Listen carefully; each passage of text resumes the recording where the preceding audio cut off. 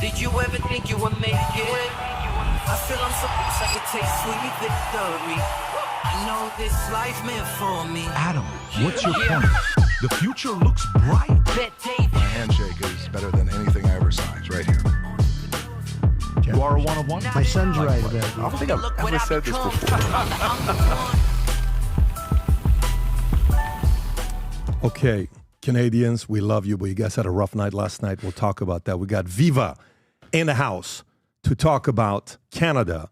I have very strong opinions. We'll talk about Canada, Carney, Pierre, Poilievre. I'm finally pronouncing it correctly. You guys coached me enough through it. We finally got it. Portugal, Spain, 60 million people with no power, electricity. You couldn't go to trains. 35,000 people were stuck in trains, not knowing how to get places. ATM wasn't working. Internet, 17% was out. That was rough, what they were going through. Trump's first 100 days, everybody's going to give a grade today, and some of you guys are going to like us. Some of you guys are not going to like us, but we're going to give our grades today on the first 100 days. And you will be surprised by some people's grades. And obviously, we know in Adam's face, Trump can do nothing wrong. So it's going to be an A+, no matter what, when it comes down to Adam. But everybody else, we got some stuff that we got to talk about. In regards to Pam Bondi. Pam Bondi came out in regards to the judge getting arrested. And what she did is she breaks down the details of what happened there. We will cover that. Trump is teasing the idea of lowering taxes and, matter of fact, eliminating it for anybody making less than $200,000 a year. This is a Washington Examiner story. I don't know if that's just teasing, trying to get some good news for the market, or it's something that can happen, but that's what he's saying. Trump meets his match, called the markets. The markets are not too happy, but we'll talk about it. Trump says Xi Jinping called him to negotiate a trade deal, but China says that's not true. So was the call made? Is China lying? Is China trying to make the president not look good in front of the public? I don't know. I mean, we got a couple clips we'll show you with that one right there. This crazy New Mexico judge, wife arrested after allegedly harboring Agua gang members. Pam Bondi said, we will find you and we'll come get you. Worse than the girl from Wedding Crashers. I mean, it was scary. Yeah, she was serious, but I think Pam is even more serious. For some of you guys that are waiting for a hero on the left, AOC, looks like she released a presidential type video that she's running for office, which I'm sure many are celebrating. Widespread outage, we talked about that. Apple aims to source all of U.S. phones to India in pivot away from China. You know what China does? China sides with Pakistan, knowing how much India and Pakistan have issues. China kind of gets in there because China definitely doesn't want U.S. to go to India. That is one person they fear. 2 in 5 corporations scaling back LGBTQ pride engagements amid Trump's administration pressure. Survey finds this is a Forbes story. Home sales fall to lowest level since financial crisis. Consumer expectation crater to 3-decade low amid Trump tariff chaos. We got a couple stories here. I don't know if you guys saw Bill Belichik and his girl. While he's being interviewed, they ask about how you guys met. So imagine Bill is a 6-time Super Bowl champion, one of the greatest coaches of all time, and a 24-year-old girl in the corner sitting there. She says, we're not going to talk about that, which guess what the internet does? Researches it to find out how they met, and wait till you hear some of these stories about how they met. That's one thing she shouldn't have done, but that's when you don't get enough PR training. The Patriots could have handled that with just 3 hours of training with her, but she didn't have that kind of training. It is what it is. You can't blame her. Fox and Friends star issues shock criticism of Trump over Putin. California floats plan to allow homeless students to sleep in their cars amid housing crisis. Let me say this one more time. Homeless students to sleep in their car. How noble is that of California? You got to be like, what a group of nice people saying, you know what, you can sleep in your car and save that money, you know? California's broke Medicaid program has been spending on homeless housing. Just 17% of Americans under 30 feel they have deep social connections, new Harvard survey says. And then we got some things with this Virginia Giuffre, Jeffrey Epstein's victim, Virginia, I hope I'm pronouncing it right, because Viva was training us how to pronounce that word, dies by suicide, and nobody believes it. Then we got a couple other things. We have to talk about Mark Carney, is that really a story? ABC7 sperm racing in LA? I have to just show it to you guys because I looked at it 3 times. I go, this is a joke and it's a graphic. Kind race it's taking the internet by storm. They literally had the first, meaning microscope. You're watching your sperm, and there was a winner to see who's the fastest, and the fastest sperm won. That's a joke. It's a real thing, and 1,000 people were there. ABC7 News. So, anyways, we got that, and we got a few other stories that we'll get into. But let me kind of get into what we got going on here. We got a lot of stuff to talk about on the podcast today. But I'm going to tell you a story. It's Christmas. We're at our house in Orlando. We took Dylan there to go training with Eddie Johnson. While we're there, I have this idea. I think about during a season like this where a lot of people are going through challenging times, they're worried. They don't know what's going on. Some of the people are having a hard time with their finances, with their small businesses, with their careers, with their families, stress, period, anxiety, any of that stuff. I said, I think we need something to make people's day. And I think our audience wants to participate in that. So what do? We sat there and said, we want to come up, since our audience, a lot of business owners, executives, small business owners, entrepreneurs, we want to give you the opportunity to send a package to anybody you know that's going through a challenging time with a heartfelt message to make their day. So today we're launching this new initiative called When Life Gives You Lemons, what do? Make lemonade. This program right here, Rob, if you want to play the clip. So we come up with this idea. Here's what it is. The box is when you choose to order this program that we have, okay? You send this box. We send it on behalf of you. That box right there, they open it up. There's a video message being played by me, an encouraging message about what they're going through today. They get a hat. On top of that, they get the smell. When you open this up, it smells like lemon, literally when you open it up. You get to pick and choose. My video is playing right here when they open it up. Obviously, I'm going to press pause here. But it's an encouraging message. You get to pick and choose what color hat they get. It's either the white lemon hat with vitamin and a lemon on the back, and it says, when life gives you a lemon. In the middle, it says, make lemonade. You can choose the green hat, or you can choose the red and green, all of this, but the black and green in it. Anyways, inside of it, when you open it up, there's a Valuetainment paper that's in it. There's this lemon squeezer that's in it. You got these, what do you call these things? Air fresheners. Air fresheners in the car. You got a bunch of stickers, bunch of lemons, and then stress balls in it, okay? They're going to laugh. They're going to have fun with it.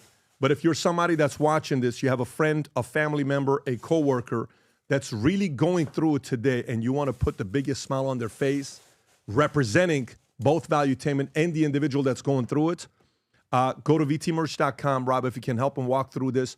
And there's going to be a card in it. You can go to vtmerch.com. Rob, if you can go to the card so they can see what that'll look like.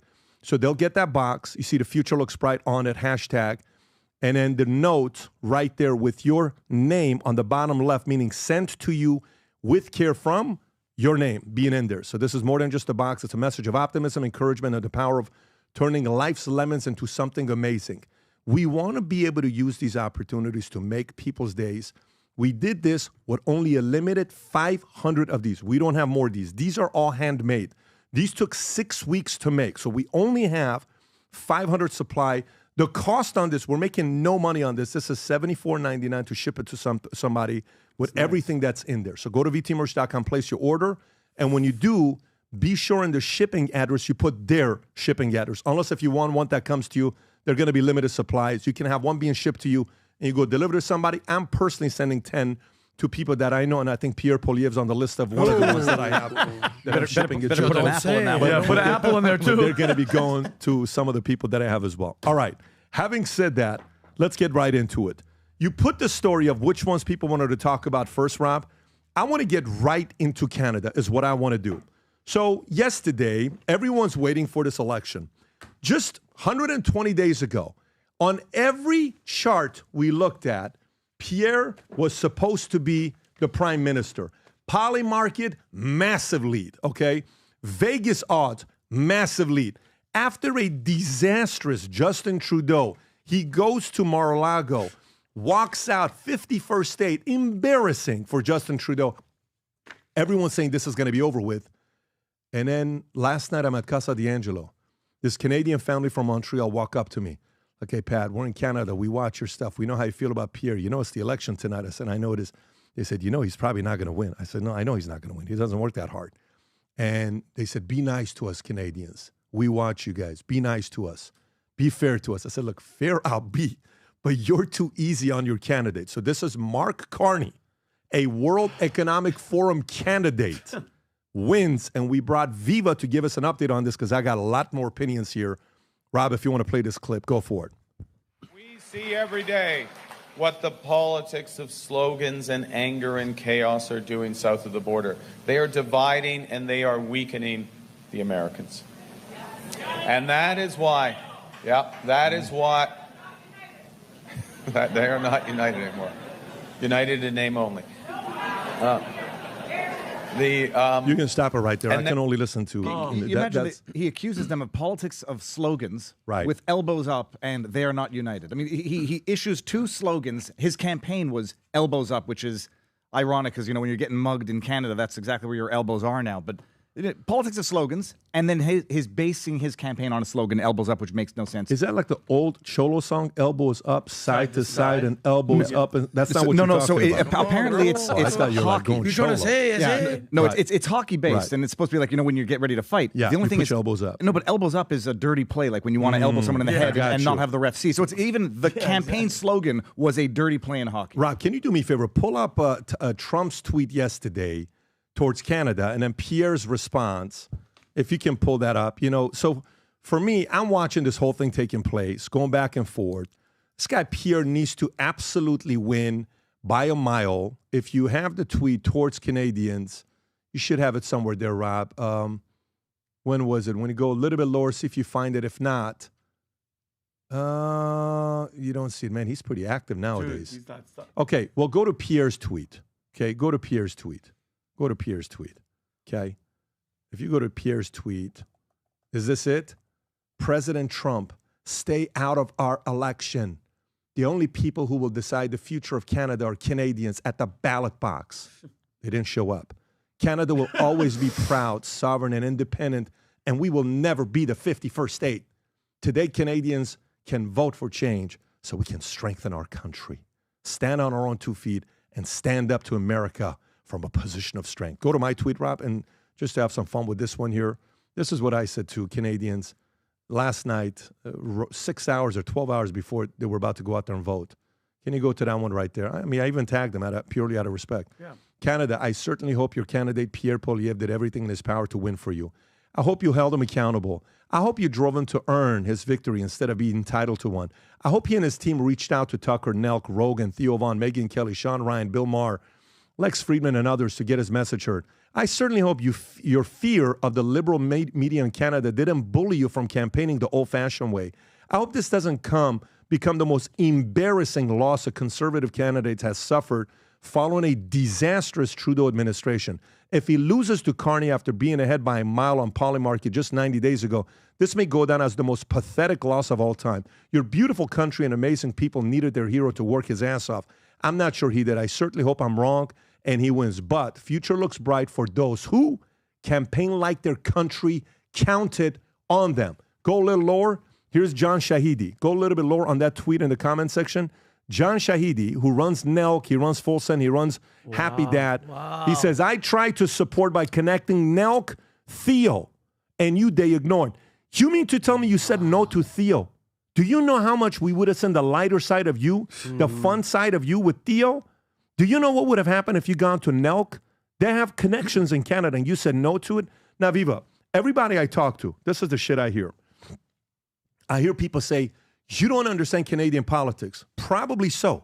You don't understand how things are. You don't understand how the liberal media, they're so dirty over here. And what they're going to do is if he goes on all those things, all they're going to do is this. This is all Trump's fault. If Trump wouldn't have brought up the 51st state, he would have won by a landslide. This whole thing happened because of Trump. It is all Trump's fault. It is all. If I hear one more Canadian blame this loss on Trump, I am so sick and tired of this victimhood mentality of blaming everything on Trump. There is this one, what do you call it? I saw, Rob.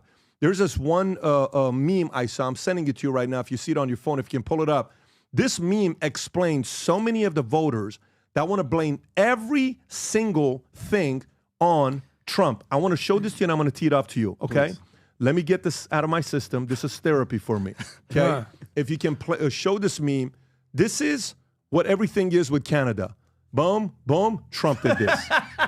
It's all Trump's so fault. true. So go ahead, tell us, represent the Canadians and give their perspective, please. I hear the exact same thing. Viva, you've been Americanized by American politics. Yeah. A Trump campaign in Canada wouldn't work in Canada. Canadians are too fill in the blank. I might agree that Canadians are way too propagandized, and I don't even think they understand it, and I think we've seen the results of that.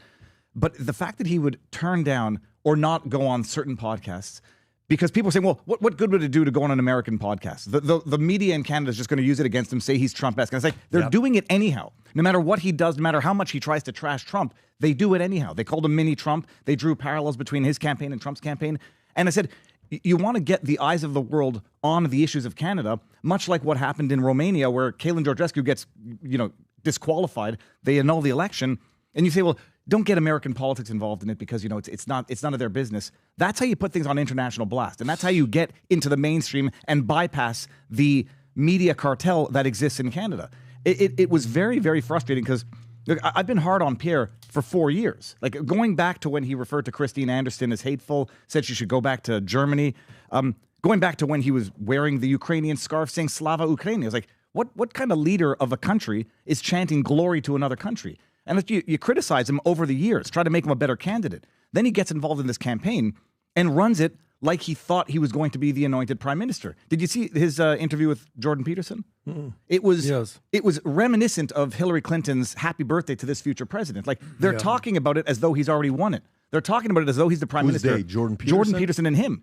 Jordan Peterson was talking as if he's already won it? Yeah, they're saying like, when you become, he was talking to Jordan. No. What I'm asking is, did Jordan Peterson talk to him as if you're going to win? Effectively, I mean, that was the tone. But that was months before the election was even called. And in that interview, Pierre Poilievre says something which I think proved prophetic. He's like, Peterson said, how do you avoid, going to the middle to try to woo the vote of the middle ground people? And then Pierre says, well, I won't do that. And he says, well, elaborate. He's like, I'm smarter than that.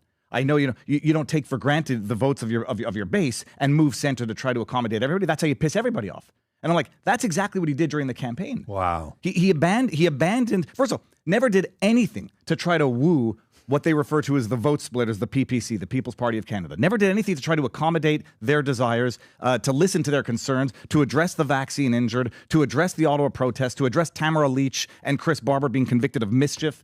And now they're facing 2 years in prison. The Pat King debacle. Never did anything to address any of that because he was afraid the liberal-controlled mainstream media. Why are they so scared of the liberal-controlled media in Canada? Why are they so, what is the difference between the liberal-controlled media in Canada and the U.S.? Tell me.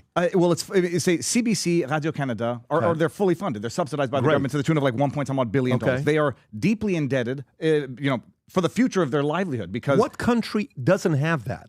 Tell me what country doesn't have the media controlled by the left and the government. What country? Well, in America, you have a bit more of a populist conservative or center voice. You Rogan. This is the media. We're podcast. Mainstream media. Who? Mainstream media in the U.S. Fox Tell News. me what channel in U.S. is conservative. I'd say Fox News is conservative light. Okay. Who else? That's pretty. Well, we got OAN and Newsmax.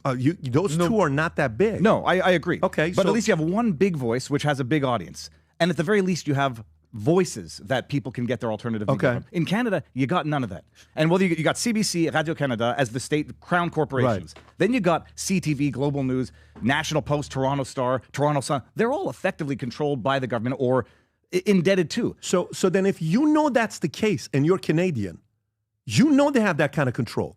You don't want to be a disruptor? You didn't see what happened to America? You didn't see the fact that the media tried to destroy Trump's life and conservatives in America? You didn't see that coming? Like, you did not use America as a case study of what not to do and how to beat them? You didn't see this as if you're going to build a business having to do with, fitness equipment, or if you're going to be doing clothing line, go study the case study of Nike, Under Armour, see what they did, and go study who screwed up and who lost market share. Go find out what happened with Converse on how they screwed up. Canadians are like, well, no, you guys don't understand. Well, no, you don't understand. Be a damn change agent. This is the how thing come how come they're afraid of being a change agent? This is the flack that I was getting from so-called Canadian conservatives. And I don't consider myself conservative. I'm maybe libertarian-ish, but they were saying, Viva, you don't understand. He's got to play it safe. Right. Otherwise. Okay. And I was like, no, but you don't win anything by playing it safe. How did it work out for you? Well, how did it work out for you? He lost his own riding. He lost his own riding. Rob, what in is Carleton. this? Rob, is this this is what, Rob? This is the polls leading up. You can see where Pierre Poilievre was all the way down to 21%, and then he jumped back up in December, but not enough to compete with Mark This Carney. is not Polymarket, Rob. What is this? This is... No, go to Polymarket. Go to Polymarket Canada elections. Yeah, you'll see because the he was 90, Yeah, 99.5% like 6 months ago. No, there's another one, Rob. If you go to Polymarket between the two chart, Yeah, there it is. that's There it is, the right one. in the middle. That's the one. Exactly. So look at that. Okay. Look at far left. What's the date on that? Far that's left with the January. blue. Click on that, Rob. Yeah, if you go to it, that should be the date. See, it's a screen grab. No, Yeah, that's and okay. that is effectively what the chart looked like. It went a little bit further down because he was at 85% until Carney came when into the race. Trudeau was the current prime minister. And then Yes. Carney came in, was anointed after he I defeated see. the two. Blue is conservative. There, red is liberal. There. Yeah. That's important for the Basically, audience he plummeted to know. and he tried to Right. make a comeback at the end. Well, and no, he failed. the comeback at the end, that was when the results were coming in, and it looked like the Conservatives were picking up a little more seats in the East, so they thought they were going to have a better chance of becoming prime minister. Then it bounced right back. And Pat, not to cut you off, and aren't we like PBD podcast talking about conservative type leaning podcast? They can't watch us on Instagram, correct? No, Canada. If you're in Canada, go on Instagram. Go try to consume our content on That's what I'm Valuetainment saying. on Instagram. You cannot. What are you talking about? Yeah. Okay, why don't you do this?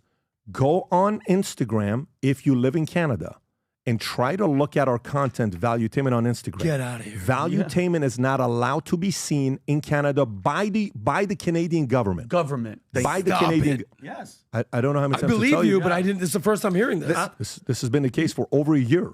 You're telling me that Canadians cannot look at Valuetainment on Canadians cannot Instagram. look at Valuetainment content because of the Canadian government. That's the first Please Manect, the first check Manect right I now. ever got from Canada was a Canadian going, "Hey, did you guys know this that we can't?" And I was like, "I don't believe it." And I told my cousin. My cousin's like, "Oh yeah, we can't. We can only see it on YouTube." Oh, so conservative citizens in Canada have a right to be really upset today because words talk, numbers scream. The actual vote for the top two parties, because there's multiple parties in Canada, and the Green Party does much better in Canada than the Green Party in the U.S., as is the Libertarian. And Viva, you can correct me.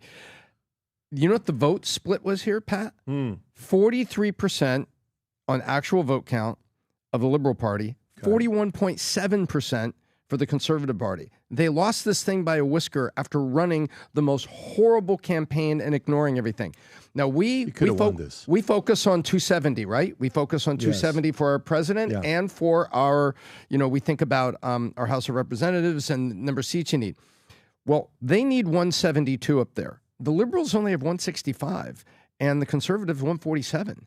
This thing is razor thin. So basically, and just like the U.S. became more conservative, there was more conservative shift in this election, and all you had to do was not run a crap campaign. You gave it up. You were ahead at halftime, and you didn't even play the second half. That's what happened here.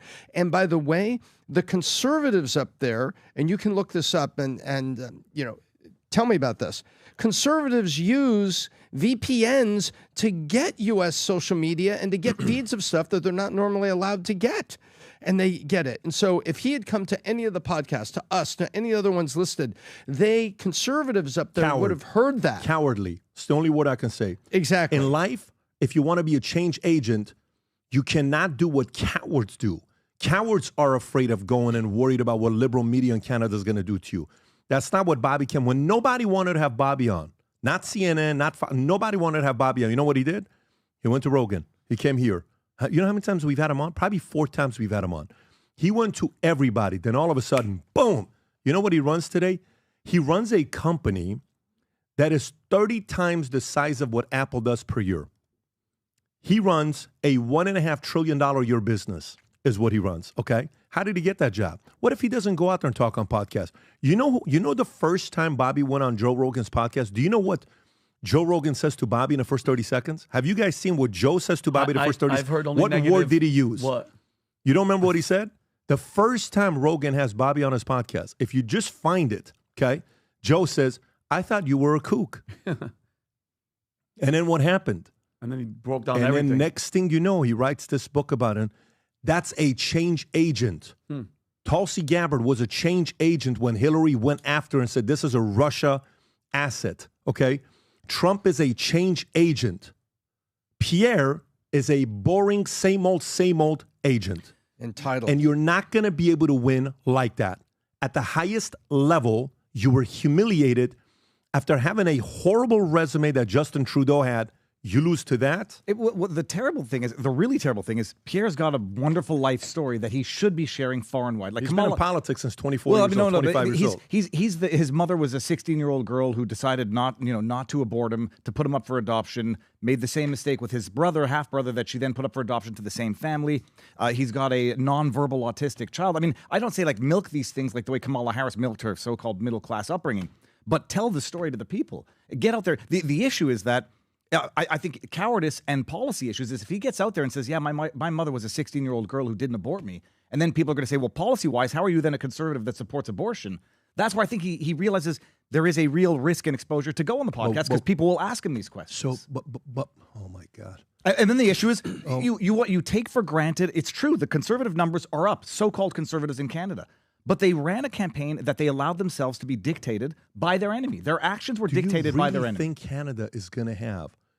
Okay, imagine if I were to tell you, Canada, how much of a shit show was Canada the last 4 years during COVID? Horrible. How horrible was it? It chased me out of the country. Dude, half the people my son plays soccer with are Canadians. Mm-hmm. Half the people. You met these guys. All of them. They're all Canadians. Talking trash, and they've been talking nicest people, good business people who made money. They love their country. They're devastated by this. They wanted Pierre to win. They wanted this guy to win. Everything I hear with the story, people come up to you and they say, Pat, you're too tough on him. He's a very nice guy. I don't care how nice of a guy he is. No one hands you over prime minister position just because you're nice and you're smart and you got a good story.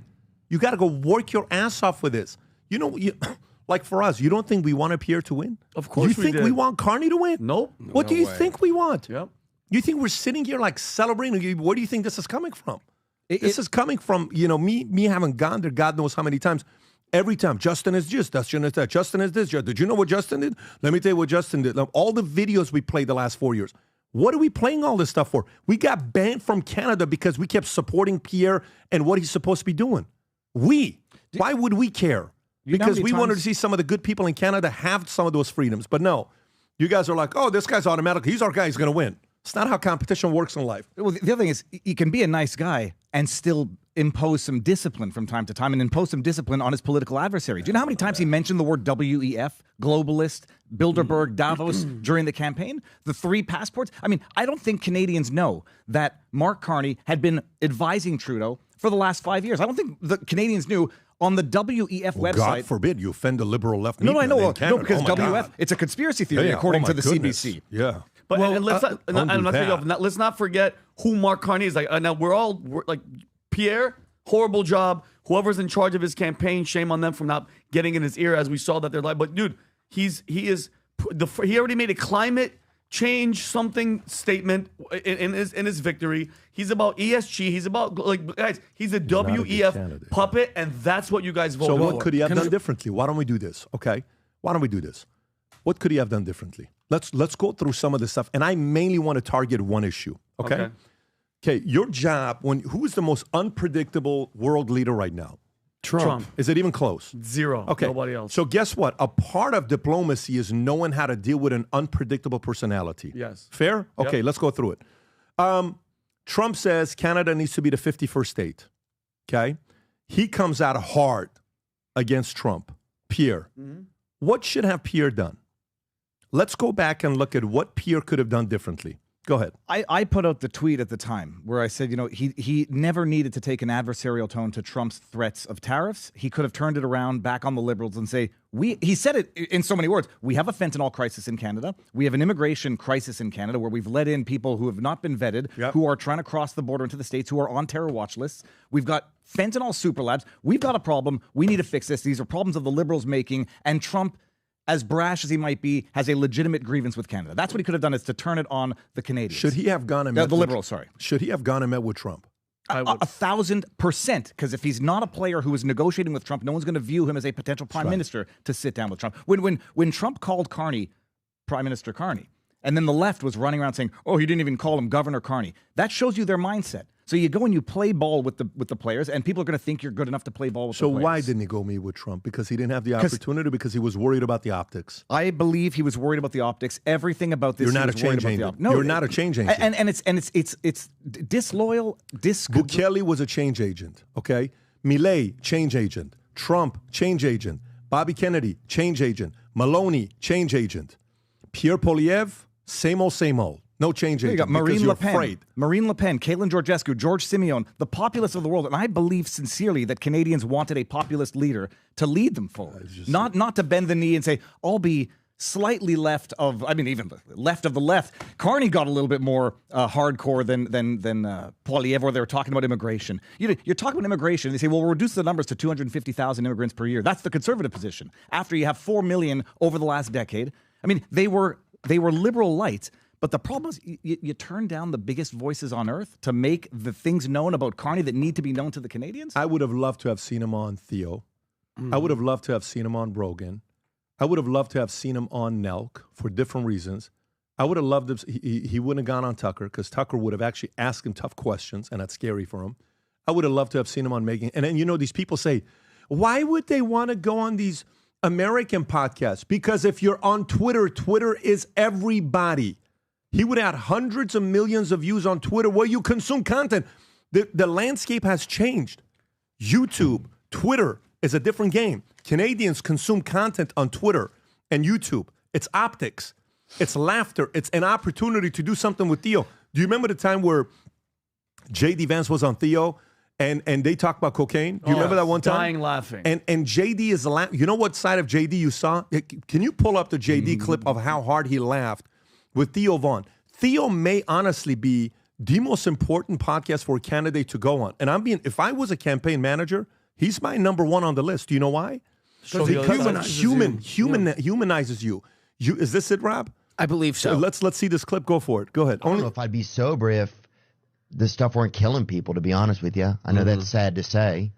But that keeps me out of the risk of it. It just makes it too... Makes it a little scarier. Yeah, that's the thing. It makes it scarier. Yeah. But it's also sad that somebody... this is ridiculous to say, probably, that somebody can't... you can't even do cocaine in this country anymore,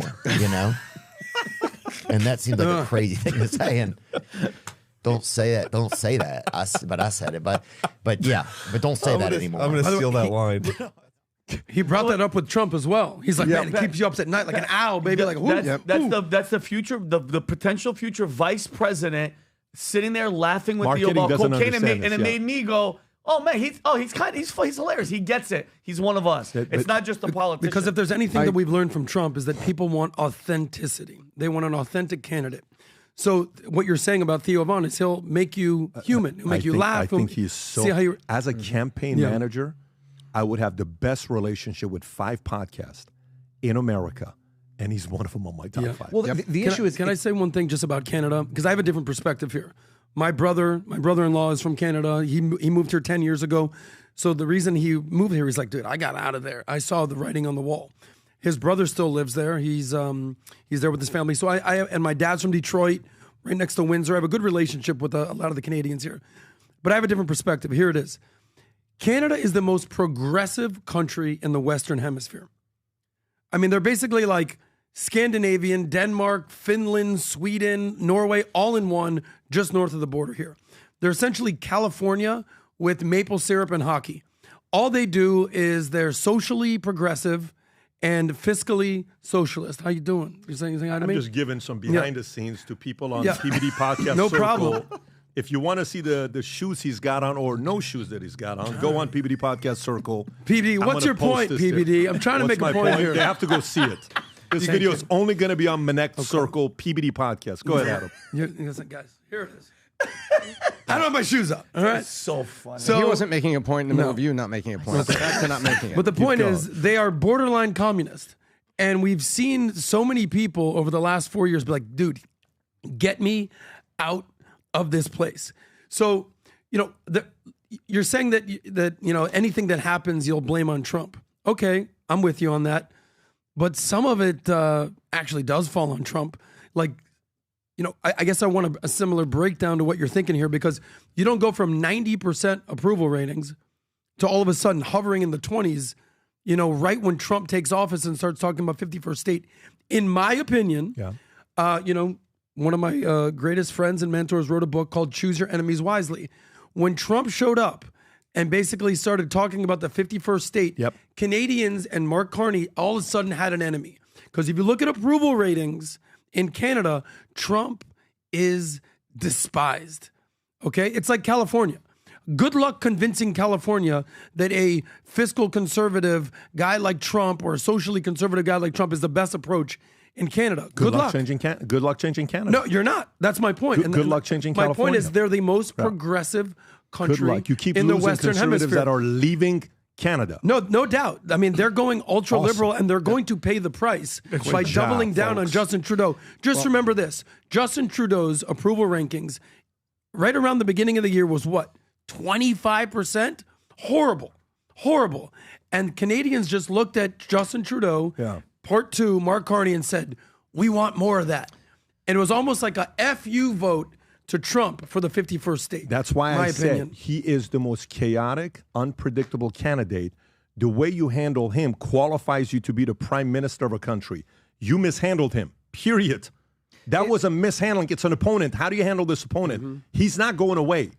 And you don't know how to handle him? Then you don't belong at this job. So no problem. Can I ask you a question, Pat? Yeah. This would have been a layup. What percentage, and I agree with you, he should have gone on candidates, he should have been more human, he should have basically been a change agent. Yes. What percentage of this loss, do you put on Trudeau? Sorry, on Pierre Poilievre? What percentage do you put on Trump? What percentage do you put on just the TDS, Trump derangement syndrome that goes on in 100% on Pierre. Because 100%? 100% on Pierre, because you're in control of a way that you have an unpredictable candidate. What are you talking about? My son is playing against somebody that you're preparing for an opponent, and the guy the entire game says, you suck, you suck, you suck, you suck, you suck. How you handle, what percentage was on the kid that kept telling your son he sucks? It's 100% of my son. Well, how do you handle it? He's going to say you suck. The kid's got a reputation. He's going to keep telling you how much you suck. How do you handle that? That's the difference, because to me, you can sit there and play this, whatever you want to call it. Oh my God, it's all Trump's fault. It's because of him that we lost, and because of him that okay, keep putting the reasons why you lose on the outside and not on you. Keep putting that and see what happens. That's exactly right. I agree. Let me just respond. Tom, let me just say one thing, and I'm coming right to you, please.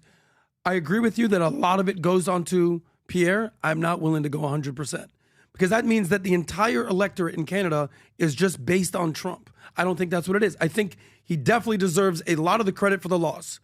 But to say that 100%. It's 100% on him. It's 100% on him. But by the way, what percentage of DeSantis' mishandling of his campaign 2.5 years ago is on him versus Trump?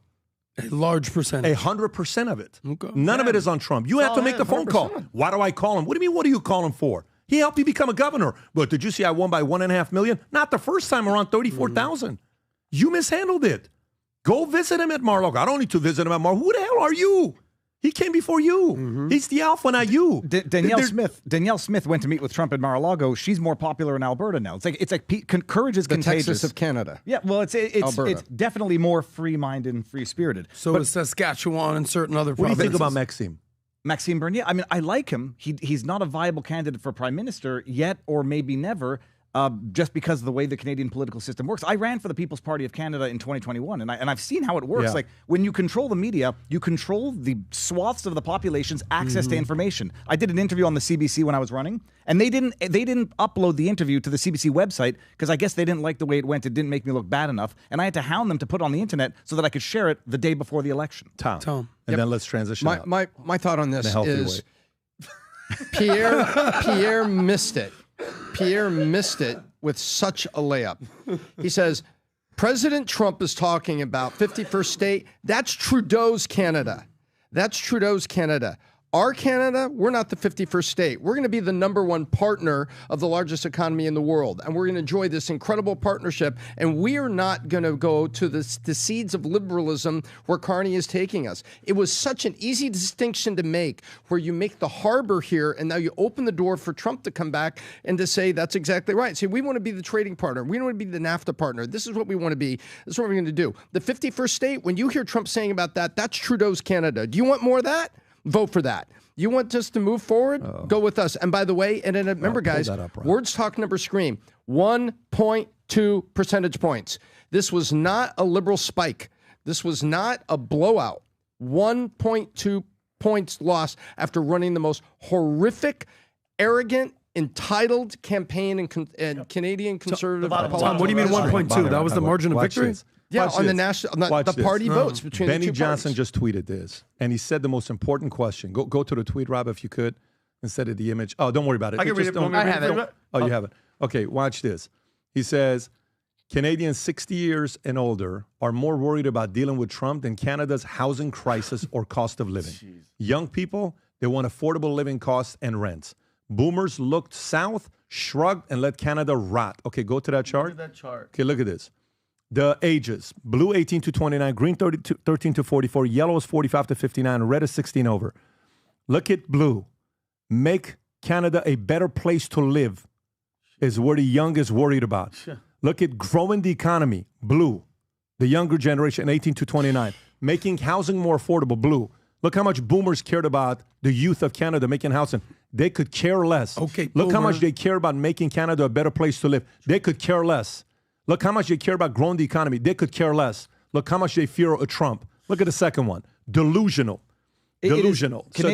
They are the most propagandized and by the way, what's people crazy is the older generation generally becomes more conservative. Why? Generally becomes more conservative unless if you live in Canada. Well, or socialist Greece, and we saw what happened when you took 15 years ago when they took away their benefits under austerity. Remember? Bankruptcy. Yeah, they flip out. So in other words, an old generation in a capitalist society becomes more conservative. Older generations in entitled society, wait, give me my check and let me sip my wine in the afternoon.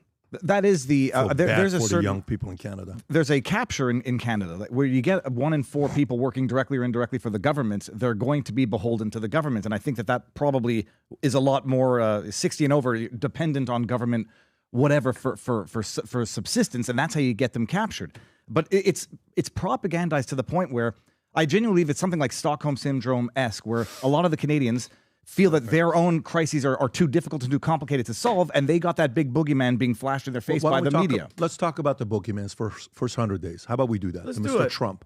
Let's see how he's done. By the way, just to be fair, today is 99. Tomorrow is 100. But we're a little bit ambitious. You know, as ambitious people, why don't we do it the day before? Everybody else will do it. And unless if tomorrow, you know, Putin and Ukraine go to peace, Hamas, Israel, Iran figure it out. The tax plan is launched and it's lowering taxes. Tariffs with China scored away. Unless if everything gets scored away, our grade today is for the 100 days. Rob, this is Brett Baer giving how President Trump was doing the first 100 days compared to his first term. Go ahead, Rob. President talking tariffs and the economy. If you look at our new Fox News poll at 100 days job approval compared to other presidents, there you see the president at 44%, and you see his first term at 45% at this mark, the 100-day mark. We have other new polls that are revealing some concerns about the economy. Let's talk about that. Okay, so that's that. Rob, I got another one if you could show as well. This next one, if I can pull up. Anyways, if I don't have it here, I thought I had it here on my computer. Okay, since I don't have it, I'll go to anybody. Tom, first 100 days, Trump, what do you give him? Overall, first 100 days, I give it a C+, and I get there this way. An A- on the plan, but a C- on the execution. I thought he got too many things going at once, picking on the Fed, Powell, but I gave the plan an A, but the execution got messy. And so overall, I give it a C+. Adam. I'm right there with Tom, actually, C+, because, you know, it's almost like a team that starts off 10-0. You know, my beloved Miami Heat start off 10-0, and then all of a sudden they go on a 10-game losing streak. But I didn't just go like, this is the grade. I actually went sort of by the most important issues that he talked about. The economy, inflation, immigration, the border, wokeness, DEI, foreign policy, peace through strength, crime, law and order, energy dependence. So each of these categories got a different grade. And I thought that the first, month was awesome. He was signing all these executive orders. He's doing his thing. And then April 2nd, Liberation Day, where he liberated America of like $5 trillion worth of wealth. And nobody saw it coming. So I don't understand the methodology for what he was doing with Liberation Day. It would have been better if he just dressed up as Liberace Day and started doing a samba dance or something like that. All right, cool, we'll deal with that. But Liberation Day has backfired.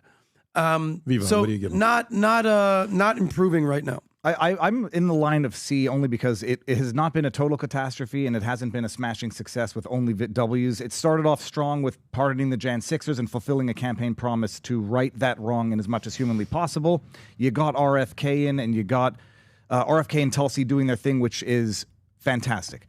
On the immigration issue, he's going hard, being stopped by the courts, but going hard nonetheless and sensitizing America to how serious the problem is and how compromised and weaponized the courts are. Where it gets weak is, I'm going to focus on the Epstein just because, as far as I'm concerned, it's sort of that was a litmus test promise of the campaign, where Pam Bondi illustrating that she's either over her head, unqualified, or there's something more sinister going on, making bold and big promises and then fumbling those and leading to more questions than answers. Like, they were supposed to release those documents, and now instead of releasing the documents, the Epstein files, the lead witness is dead within the same period of time. And so you'll have your questions about that, but that was a campaign promise that, by not fulfilling, will lead to skepticism among the hardest of the hardcore base. But by and large, it's been transformational thus far. There's room for improvement, and if he starts off with an A, then where does he go from there? Well, as we all know, the last time he was the president, he came in, he was being spied on, and the Russia collusion thing happened. He couldn't be the president because he had to worry about that for 4 years. Now that he comes in, he has to worry about the 4 years of just the destruction that the Biden administration, I don't want to say Joe Biden, his administration did to get us all those things at him. The invasion, where all the mass deportation, all the inflation, the economy. He was left with crap. But if you think about it, the border is secured. Have you seen the border shut down? Okay, mass deportation. I don't give it. I want everybody to get the hell out of here. And we're going to get into the judge stuff later. Tariffs reinstated, which, guys, these deals behind closed doors, the India, the Apple thing, everything's happening. Everybody's panicking. They need to chill with all that.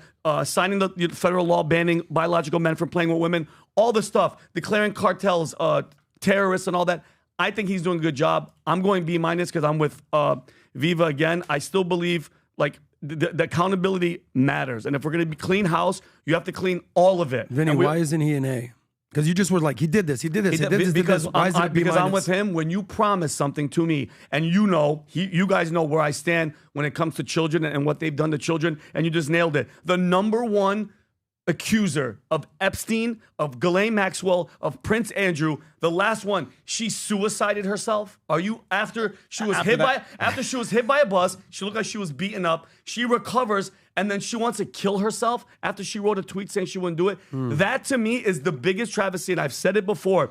Let justice be done, and may the heavens fall. I don't care if we're built on that blackmail and that disgustingness, and you promise it to me. That's a B- for me, because I want them all exposed, because that's what we're sitting on. Okay, B-. so let's go through the way I'm grading this, okay?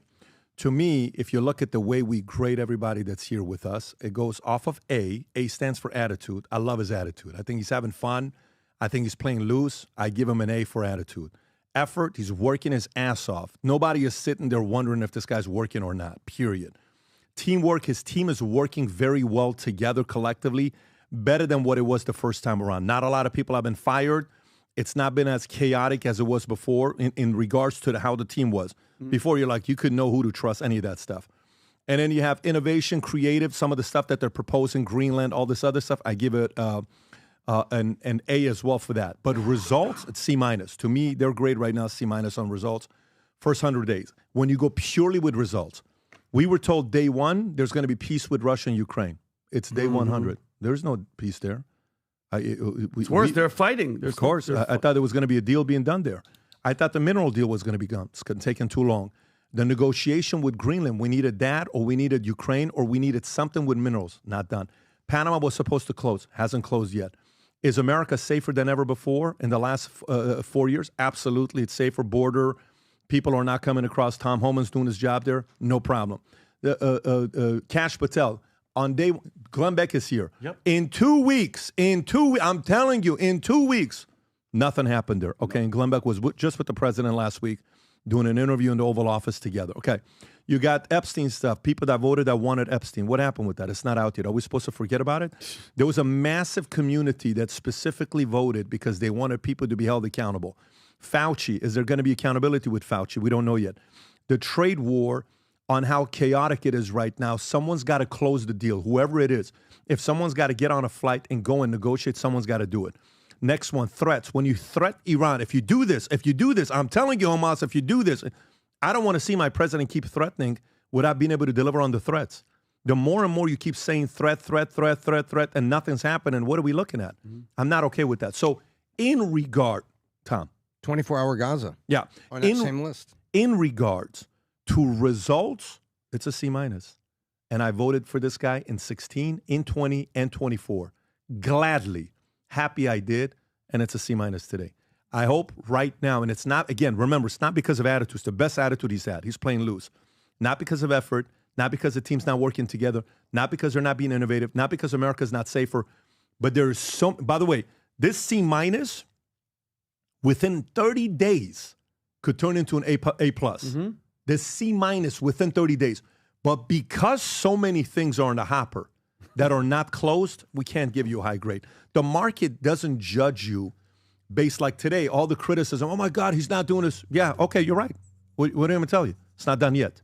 But it's 100 days. And the great thing about being a president is your administration is not judged on the first 100 days.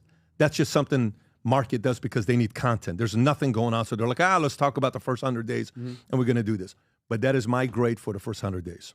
A couple of things. I mean, you mentioned the FBI. Kash Patel's supposed to come in and clean house, and then they had a couple of swings and misses where Kash says, we found a border agent who committed fraud on an insurance claim or whatever.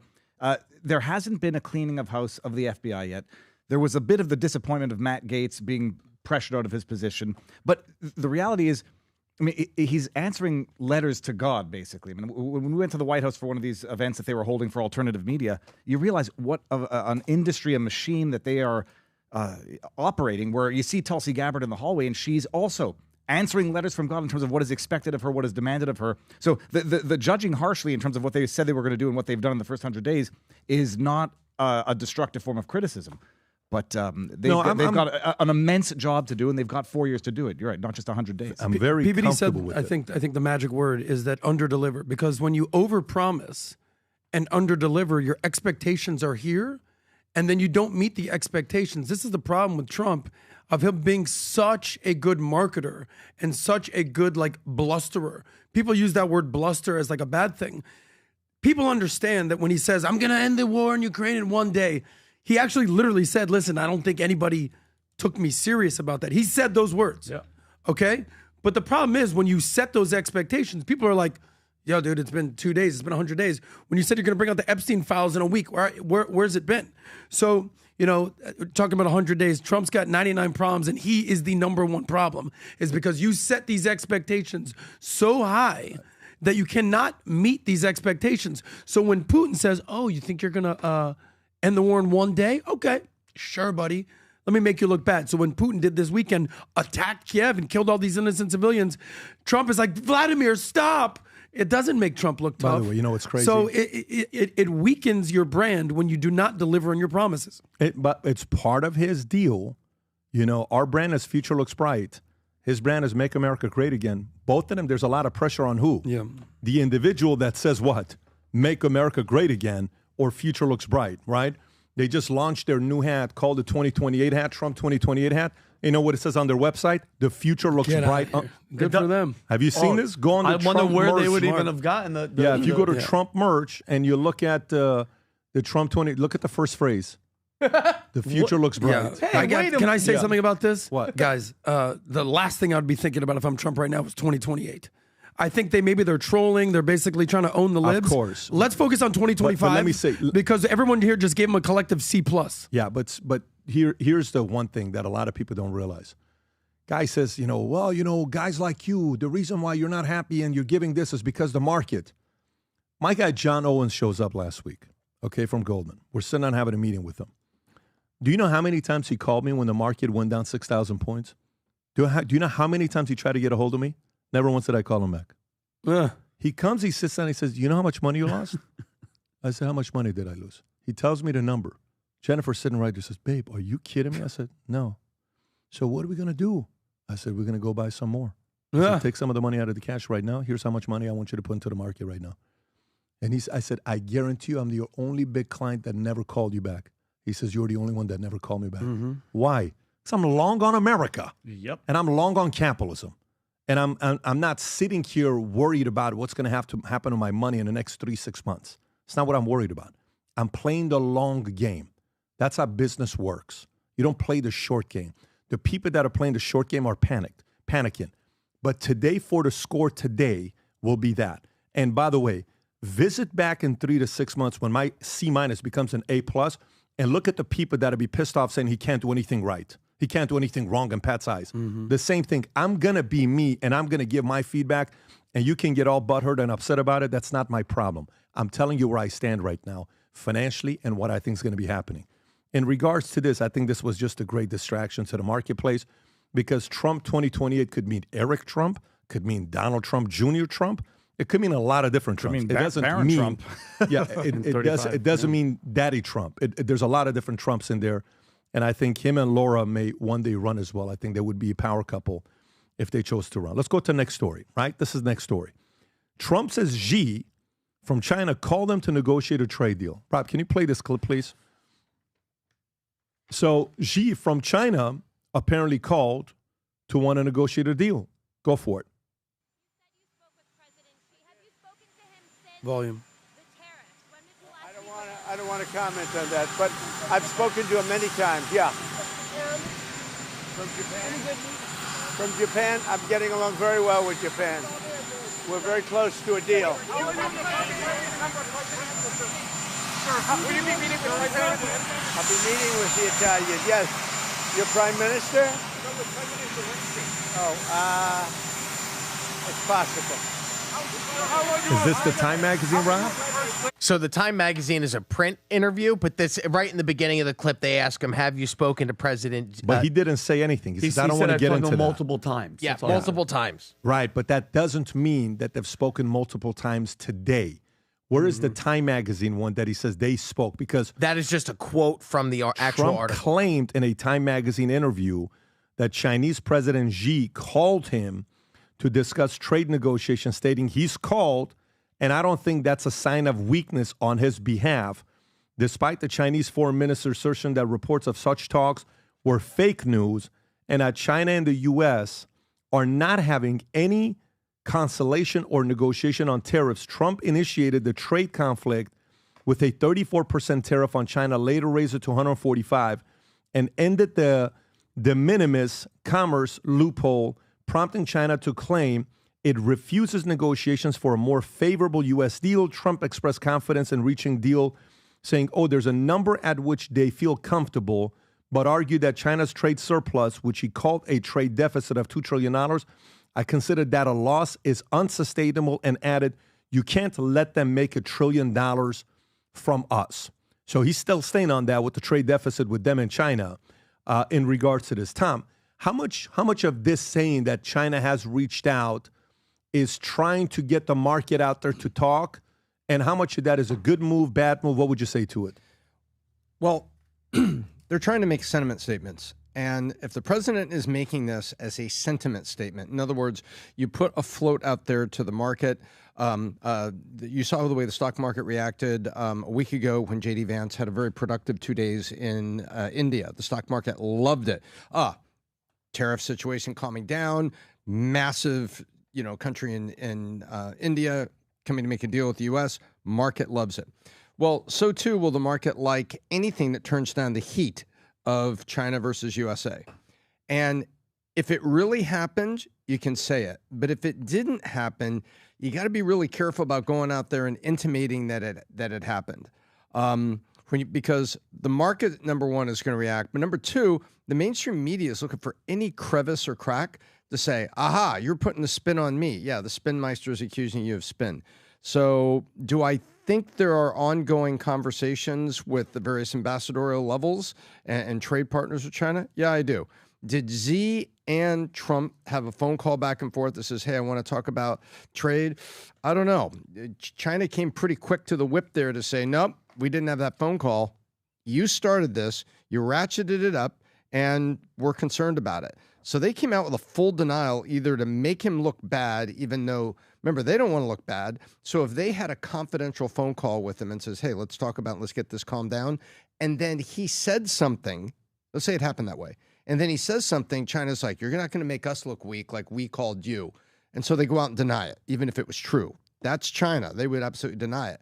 On this side, if there were conversations and he kind of stepped on that, that's a risky thing to do. Rob, can you play the clip of Gordon Chen saying what he's saying about what he thinks is going on here? Gordon, first of all, why would China say that they haven't had any talks with the United States if, in fact, President Trump is telling the truth? I think it's because Xi Jinping has staked his legitimacy on having surpassed the U.S. And so it's very difficult for him to then say, oh, we're bowing to pressure from President Trump and we're going to talk about tariffs and other things. So I think he's boxed himself in. But in general, since he's become China's ruler in late 2012, he has made the political system hostile, where only the most belligerent answers are considered to be acceptable. So he is a very, very thin line which he can walk right now. Okay, so if they spoke, Trump would, if this is me, I'd say, hey, Xi, when I'm asked if we've spoken, I'm going to tell the market that we spoke. Are you good with that? So he either said yes or no. If he said no, you leak it, you lost negotiation trust. If he said yes, you leak it, they say that never happened, you lost it with me because now you're playing games. Either way, so it's three situations. The call never happened, president just said it to let the market think the call happened, okay, which you can sit there and speculate what you think. The call happened, at the end, somebody said, well, I'm going to tell the public that we spoke. Are you okay with it? No. If you didn't do it, well, why did you say it? I said, don't do it. So there's only three scenarios in this place of what happened. And the only fourth scenario I can think about is the call happened and the question was never asked that if I'm asked that you and I have spoken, are you okay with me leaking it? You just told the public, period. And that could cause something as well. Viva, where are you at with this? Or it's just a miscommunication and the person who denied that the call occurred didn't know that it occurred, or it occurred under the circumstances and Trump is trying to frame it. Do you believe the call happened? I believe they're in communication. I mean, do you think they spoke to each other directly? I'm going to go out on a limb and say I would not be surprised if it did occur. It would be something of a biggish, demonstrable, misleading statement if it didn't occur. Tom, do you think they spoke? I think they spoke. And I think that Xi was surprised that Trump talked about it and had to go out and do what Xi does, deny it. No, I don't think they spoke. I think if Trump spoke with Xi, I think he would hype that up like no other. I think he would say something to the effect of, it was a perfect call, we had a great conversation, and he would lean into it. My indications are that they didn't really speak and that there's no conversation in sight. I think if you're looking at the rhetoric of what Xi is doing and all his foreign ministers, they are preparing for the long haul. I don't see the tariffs with China negotiation happening anytime soon. If you look at what Xi is doing, he's doing is what they call it, Pat, a charm offensive, going around talking to people. And I think that there's no deal in sight. He's also preparing the Chinese people for winter is coming. He's basically saying, get used to what we're doing right now because we're going to make America pay. And ego is a hell of a thing. And if Trump is basically trying to like power play Xi, who has more credibility over their people? Who has more sustainability over their people? It's Xi. Because if you say the wrong thing about Xi, you're missing.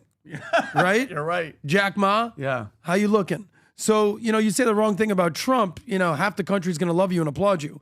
So Xi is a dictator in a suit and tie. Don't get it twisted. But more importantly than a call, whether they had the call or not to me is almost irrelevant, is a deal on the table. Trump is famous for the art of the deal. I don't see a deal getting done anytime soon with Xi. Vinny. No, well, listen, I can't speak on yes or no, but all I know is that from what I've been hearing, from what I've been seeing, China is hurting really bad. But you just nailed it, Adam. You think they're going to promote that the economy shit? There's all the houses that they built, the sentiment, the unemployment for the youth. I mean, I wouldn't know if they talked or not, but I think, because I know we're going to get into it, Pat, with the tariffs and the stuff that's happening right now, stuff is starting to shift towards us, and it's happening. Well, let me read this. Patrick, there's a fifth option, which is that this is all part of the agreement. President Trump knows Xi has to maintain save face among his people, and he'll deny it. Save a face. You remember, like, there was a similar-ish incident where Trudeau was leaking the contents of his conversations with Xi to the media, and then Xi publicly admonished him. And he says it's inappropriate that you leak our confidential. So the way it's done was not to shame Trump for having leaked it. To me, it seems as ways he's got to save face among his people so that he doesn't look weak, and they both get to look strong. Well, listen, hope you're right, but we'll see. Hope you're right. Apple aims to source all U.S. iPhones from India and pivot away from China. This is a Financial Times story. Rob, if you got this clip, Apple plans to shift the assembly of U.S.-sold iPhones to India by the end of 2026, aiming to source the entirety of the more than 60 million iPhones sold annually in the U.S. from India, doubling its iPhone output there as President Trump's trade war, including reciprocal tariffs of over 100% on Chinese imports, forces the company to pivot away from China, where it manufactures most iPhones via Foxconn in response to Trump's tariffs, which initially wiped $700 billion from Apple's market value. Damn. The company rushed to export Indian-manufactured iPhones to the U.S. to avoid higher Chinese tariffs with a temporary reprieve for smartphones at 20% rate, while India faces a paused 26% reciprocal tariff. As VP J.D. Vance noted, very good progress towards a U.S.-India trade agreement. Rob, can you play this clip? U.S. tech giant Apple plans to shift the assembly of all U.S.-bound iPhones to factories in India. That's according to a report in the Financial Times. The FT says all 60 million iPhones sold annually in the U.S. could be made in India as soon as next year. Wow. It's part of Apple's push to move away from China, and the company is speeding things up. Tom, thoughts? Well, I take you back to August of 2023. After a bunch of issues were happening with Foxconn factories, worker suicides, and some human rights violations that made the media over here, even though the media at that time, when, who was president at that time? Oh, never mind. They were trying to suppress it. Back then, they said, okay, that they were going to manufacture about half of the iPhone 15s in India. That was August of 2023. Then, about a year later, they announced that they had produced over $14 billion worth of iPhones over the fiscal year ending August in 2024. And so they have already been moving there, and they had crossed 15% of the iPhones were made in India as of mid-2024. 20% of the iPhones were made in India as of the end of 2024. And now they're saying all of the iPhones that are coming to the U.S. will come out of that India. So they have been shifting away from this, and somewhere in Tim Cook's office, he's sitting back talking to somebody in supply chain and saying, Fred, whew, you were right. I'm so glad we did this. 2 years ago, they started it with all that human rights, Foxconn, worker suicide. Remember all this we were hearing? Oh, yeah. And they said, we got to, and they felt that Foxconn China had too much power, so they created this balance so they could get the two legs competing against each other. And now what this announcement says is like, everything's coming from India. So India is very happy because this is accelerating. India is the new China, and this is making Apple happy because they're out from under tariff clouds, an issue like this. And oh, if you don't think this was like item 3H on J.D. Vance's list to talk to India's prime minister about on the trade talks that he had 2 weeks ago after Tim Cook had been talking to President Trump, then you're not paying attention. Cook talked to Trump. It was on the agenda almost certainly. I don't know that for certain. I don't have a report in front of me, but it's almost certainly it was talked about. And then this announcement is coming out here because it helps the trade war. It helps the trade discussion. And this is Apple, moving it forward and balancing it. So if you have Apple stock and you're worried about China monopoly over manufacturing today, you're a little less worried about that. A lot less worried. Adam. What is the number one company in the world by market cap? It's Apple. I think they're currently the only company in the world that is a $3 trillion market cap. This might be a little bit older, Rob. The second one, I think, shows you because NVIDIA went down because the NASDAQ went down. There's a second chart. But they're over $3 trillion market cap. So, as Tom famously says, words talk, numbers scream, follow the money. There's a lot of money potentially moving out of China into India. Here's the chart right here. Currently, as it stands, Apple, #1 market cap company in the world, they over $3 trillion. Microsoft, 2.9, NVIDIA in third place. So this is a lot of money. Speaking of data, this is a lot of movement right here. By the way, speaking of India, you've done great content about basically how India is on the rise and China is on the decline. I think India has officially surpassed China as the most populated country in the world. Did that happen recently, PBD? India? Okay, yeah. India is, I think... Population, yes. Yes, population. Yes. They're, what, almost 2 billion people? I don't know, whatever the number is right there. By the way, do you know what foreign leader or what leader around the world has the highest approval ratings around the globe? Around the globe. Modi, who was recently reelected in India. So Modi, interesting situation, largest democracy in the world. They're near China. They're allies kind of with the U.S., but they're also in BRICS. They have a way of kind of playing both sides, not having an enemy other than Pakistan. But we're going to see what happens with India. India's on the rise, and this is a big blow to China if this actually occurs. Well, I mean, Viva, do you have thoughts on the story? No, but the question I always ask just is like, we'll find out sooner than later. Does China need American dollars more than America needs Chinese products? I was just looking up quickly, like if there's any quality control difference between iPhones made in India versus China. There seems to be some issue in producing at scale, at least more component defects coming out of India than China. But the decoupling with China needs to happen sooner than later. I think COVID taught us that. The only question is whether or not turning to a country like India is going to be the long-term solution as opposed to bringing it home and doing it in America. Bingo. So that's where I was going to go. So this job, these 60 million going from China to India doesn't create jobs in America. It's just transferring the jobs from China to India. So what it's going to do here, we don't know. If, Apple can find a way to produce 10% of it, 25% of it here, that would be a beautiful thing to bring some of those jobs here, but that's not the case. Now, does this create a relationship with a country that's a little bit easier to deal with than China? Yes. Does India have similar ambitions to the way China rolls? I don't know yet. You can't sit there and be too what's the word?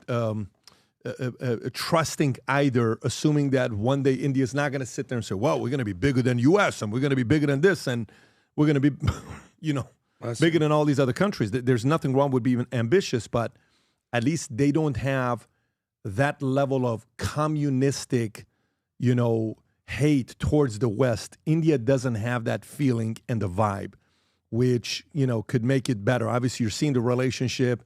I think Modi just did a podcast with Lex Friedman 6 weeks ago, give or take. Lex went out there. They did a podcast together, which means that's good. These are good signs of that taking place. I think you make a really good point here because, talk about whether these jobs are going to India or to China or United States. Look, I'm not in the camp where I think that people want to bring these jobs back to America. Look, as an American, I want to use an iPhone. I don't want to make an iPhone. All right, so I don't think these jobs are coming back to America. There's a reason that we sent these jobs overseas in the first place. Globalism. We want to, you know what America does better than anybody? Better than anybody. We consume. We're a consumption-based economy. Consumer sentiment. You know what consumers do? They consume. Yeah. They buy stuff. Yeah. Okay, so we want people to make cheap stuff out there so we can buy it for cheap.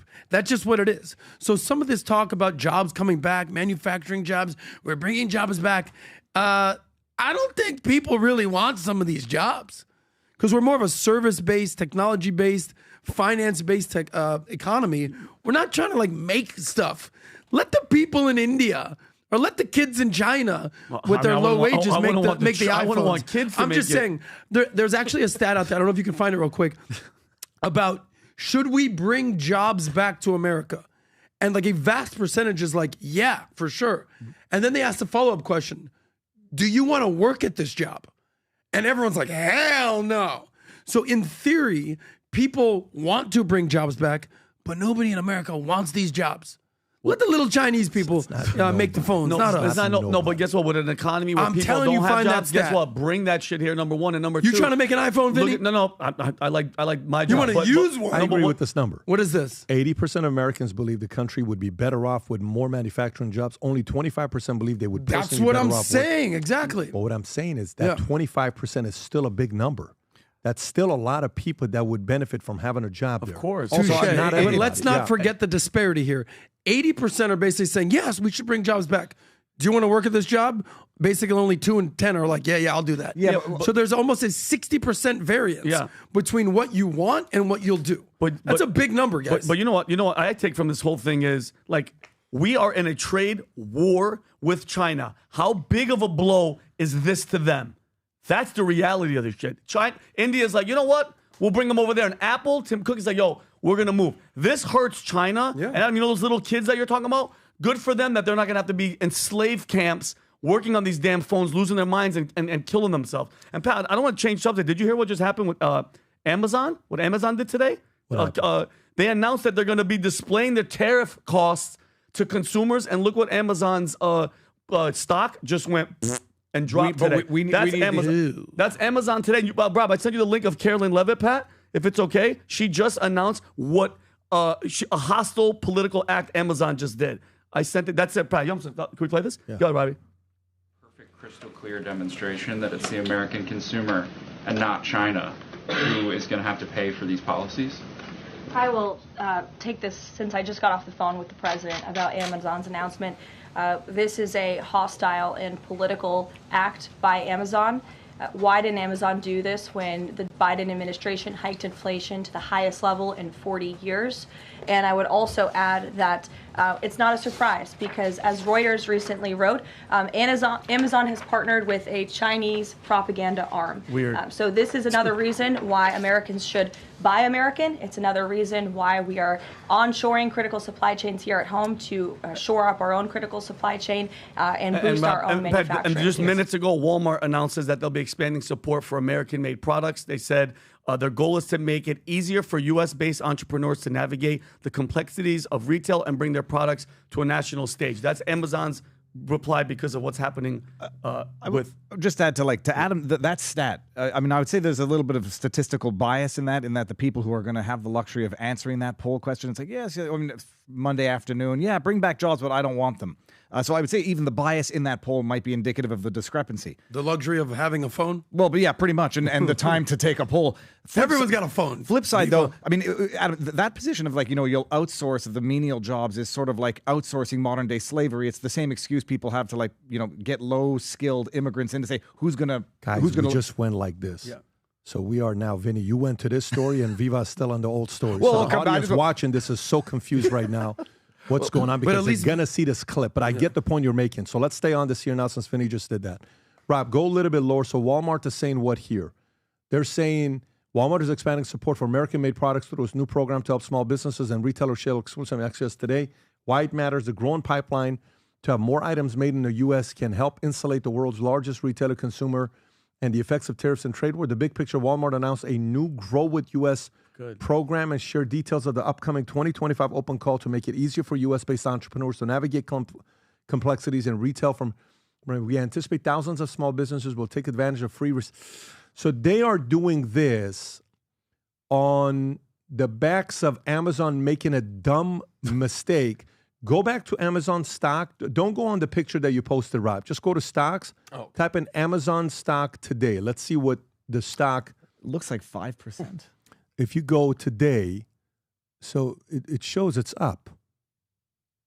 So if that's today, might have been that dip at the end there. But Patrick, no, the way these two stories overlap now is that Walmart is basically saying, look, we want to bring back manufacturing. There will be people who want those jobs. The thing I hate about Walmart is specifically buying cheap, made in China crap. And there is, for me, it's fishing rods and tackle. That's what I get at Walmart. All made in China or wherever, overseas, and it's crap. There are American options. They cost a little more, and I think those who have the means or the ability would be more than happy to pay a Made in America premium to get stuff made in America. And if Walmart facilitates that, it'll bring back manufacturing jobs and create jobs for those who would be proud to have them, while also decoupling from countries that are either adversarial or may become adversarial. Go a little bit more on what happened with Amazon, Rob. Could just go on X and see what else you find. Like, what did Amazon just do? Amazon tariffs. Type in Amazon tariffs and see if what the latest is. 1 hour ago, instead of attacking President Trump with their tariff pricing model, why doesn't Amazon promote a label to identify products that are actually made in America? Boom. Okay, that's Town Hall. Go a little Just bit lower. announced they Amazon will- to display tariff costs to consumers. Amazon doesn't want to shoulder the blame for the cost of Trump's trade war. So the e-commerce giant will soon show how much Trump's tariffs are adding to the price of each product. Who thought that was a good idea? Who? You tell, yeah. Who? Holy smokes, Amazon stock is plummeting after the White House called them out for display of this. That was 1 hour ago. So that's $5 it drops. 5 on 188 is like 2.7%. Go a little bit lower, 2.7% is still a lot. So this is Carol. Yeah. We just watched this one. And how long ago is that, Rob? That was Can you go in the 1 comment hour. section? Can you go in the comment section? Go a little bit lower, if you could. So Amazon is going to feel the results of this. It's time to Bud Light Amazon. They're in bed with China, and they've been for a long time. Amazon has become a dumpster fire anyways. It abuses U.S. Postal Service to make billions. Its Prime membership keeps rising, and the products have become almost all Chinese. Bezos is a clown. Go a little bit lower. Why won't this make it super easy to know the country of origin, which isn't easy? Amazon playing politics by highlighting tariffs while ignoring the inflation mess under Biden is shady. Please stop shopping at Amazon. Amazon is being transparent. What's wrong with that? Okay, so go to that. Let's see what people say to that response. Transparency is only acceptable if it makes Trump's look good. Nothing wrong with it. It's a good idea for the morons who voted for Trump to be able to tell how much they're paying for it. Exactly. I would think everyone wants transparency. Biden's policies spiked inflation, which impacts the cost of goods. Why didn't Amazon show this impact? This is just a political hit job working with a Chinese. Go to Jeff Bezos to see if he's tweeted anything about this today. Go to Jeff Bezos to see if he said anything about this today. Right there. Has he tweeted anything? No, he's not like Musk. No, last He one won't was get on- April 14th. Yeah, he's just. I love this crew, he says about the astronaut women. Pat, that's kind of like why would Go to Amazon- Musk to see if Musk has said anything about this. That's kind of messed up, though, right, Pat? Like, why he's searching? That's not why would you do that? Like that would be something like that would make China happy, wouldn't it? If you're posting that how much you guys are gonna have to pay because of Trump's tariff. It is a hit job going after Trump. Well, Isn't it? it's definitely political. I mean, and it was played on both ends. Ask Where Rock you know Rob. people were trying to talk about the Putin inflation in terms of the price of gas and eggs. It's definitely political. I'm just wondering how they determine the amount. Yeah, where do they put it? Like, is it when you check out? They go, oh, by the way, you paid $3 more because of Trump's tariff to. I mean, China, it is a good India. way to let people know that the stuff they're buying is made overseas. We'll just Yeah, put a good. made in America and make it. Making flags, American flags in foreign countries, making any country in a foreign country country's flag. should be illegal. Yeah, I agree. Look, there's something going on here, and I think it's very, very political, and I agree with the White House on this. This is why. Wall Street Journal reported this morning that they did a couple of surveys, and prices Stay for on the that, Rob. consumer. Stay on that, Rob. I'm reading. Yeah, keep going, Tom. And prices for consumers, for instance, they took and did a survey of 10,000 everyday household products sold online by Walmart. 10,000 of them were surveyed by the Journal because they ran a bot that went in there and did all this. The pricing is flat since April 2nd. So the Armageddon that's on the American people, it's not there at Walmart yet. The people aren't seeing inflation on Walmart because of that. And Home Depot and others said, we've removed corporate perks, we're trimming costs, and we're trying to keep the prices flat to give the president time to get the trade done. But president of Home Depot said, CEO of Home Depot said, look, this status quo can't last forever. We need to get the win. So to Pat's point, what he said 15 minutes ago, that this could be an A+ in 30 days, that's what these people, look, these are companies that are trying to keep the pain off the American consumer, that are trying to keep prices flat, to give the president time to do the right thing, which is to get through this trade war and get agreements that are favorable to America. And Walmart's jumping in saying, you know what, I'm going to even buy more products from America. That's what we're going to do here. And so I think that this is really political by Amazon because you've got a number. This isn't an isolated article. They talked to Home Depot. They would Traject Data, and went through Walmart and they went through it and they said, look, you know, and Midwest Trading Group, they talked to CVS. They said this stuff is flat right now. And so these companies are doing the right thing and should be applauded for trying to hold the line to give the administration a harbor to go get these deals done. But they got to get some closes on it and they got to get it done. And by the way, when the president walked in the door, the S&P was 59.96 on Friday. Then he was inaugurated on Monday, and it was 6050 on Tuesday morning. It's 55.40 right now. That's down 8%. And yes, that's the worst it's been down since Nixon. That's 8%, not 80%. The average president goes up 1.2%. So be careful what headlines you're being gaslit by. The market by the way, the market is up 8% in the last 10 days. Weird. So if we had another 10 days and it was back up 8%, oh my gosh, it's right back. Your 401k is right back where it was the day before he was inaugurated. Bingo. So I think there's a lot of stuff going on, and I think things like this is political. Why would you do it? And saying, because of tariffs, here's your pricing. This much is because of tariffs. Yeah. When you've got so many other retailers that are out there that haven't moved their pricing because they're trying to give the administration time to get it done. Such an asshole move. It just gives King me of the vibe. assholes. You know what it is? If you do FDA that comes out and said, moving forward, you need to say cigarettes can give you cancer. Okay, I got it. Guess who needs to do it?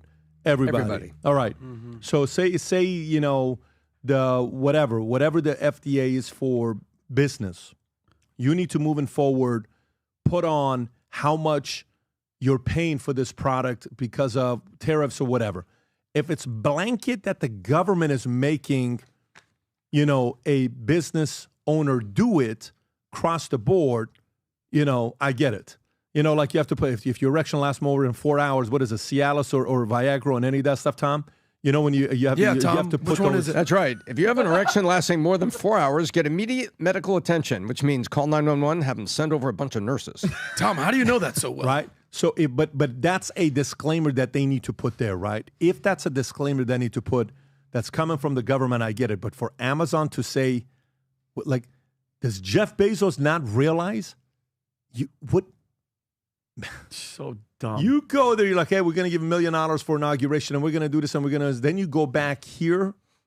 Where is the diplomacy here? I don't know. Or the loyalty, right? Like who's China? There's no loyalty from Jeff Bezos. I don't know how that's being managed. I don't know how that's being managed. That relationship. You know what the market's going to react like. You think it's a good idea? You think it's a good idea? You're worth $200-something billion. You thought this was a good idea? I don't know. Mm-hmm. I don't know. I don't know how to process that decision that they're making. But it is what it is. To something more important, such as Bill Belichik. Girlfriend shutting down, posing a question during a CBS interview. Rob, if you got this clip, Bill Belichik is doing an innocent interview. They're just trying to ask him some questions. And honestly, this guy's struggling. His jersey's ripped. He's in bad state. Got into a bad cat fight. It's not a good place. He looks lost. And he's going through this, and they're asking a basic question, and the world wants to give him a hard time about it. Rob, go ahead and play this clip. Jordan was a constant presence during our interview. You have Jordan right over there. Everybody in the world seems to be following this relationship. They've got an opinion about your private life. It's got nothing to do with them, but they're invested in it. How do you deal with that? Never been too worried about what everybody else thinks. Just try to do what I feel like is best for me and what's right. How did you guys meet? Not talking about this. Wow. No. No. It's a topic neither one of them is comfortable commenting on, though Hudson has recently posted about it on Instagram. You joined InstaFace, as you put it. I love that. There's some great pictures of you and Jordan, where you're a fisherman and she's a mermaid. It's charming. It's a different side of you. What's the reaction been like? What's it been like? To have these different sort of photos. There's another one where you're not into meditation or yoga or Pilates. You're balancing Jordan on your feet, and she's doing kind of the Titanic pose. Yeah, so I'm on some of those social media platforms, but I honestly don't follow them. What he does follow isn't clicks or views.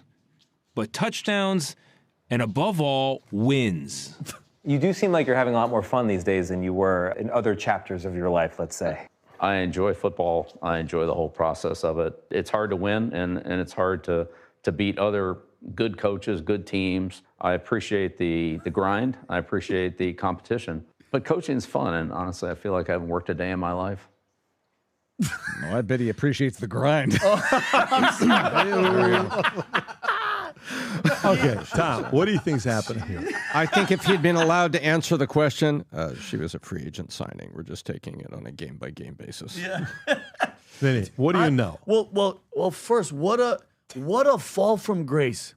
I'm a New York Giants fan, proud. Won 4 Super Bowls, 2 against the Pats. Tom, you want to kiss me? What's going on? Tom, I'll make out with you right now. I don't do it. I'm comfortable. I was looking my at the sexuality. pictures that you were pulled up. The backup you pulled up. But she's very limber. Yeah. Well, remember, like he used to be the tough guy, and you'd ask him questions, he'd just be like this. No. Look at what. By the way, they met on a flight from Boston back to Florida in 2021. So, Robbie, if she's 24 now, Tom, do the math. How old was she? 20? 19. 19 or 20 when they met. She was eligible for the draft. She was, yeah, but so they met. Are you guys ready for this? They met. So, Pat, but I've never had this many distractions on one. Just one. Tom's making out my ear. Adam's doing whispers. I got your leg down. Welcome to my world, so buddy. This is ChatGPT. They met on a flight from Boston to Florida back in 2021. She's 24 now, so that's 19 or 20 years old on a flight, and she was reading a logic textbook.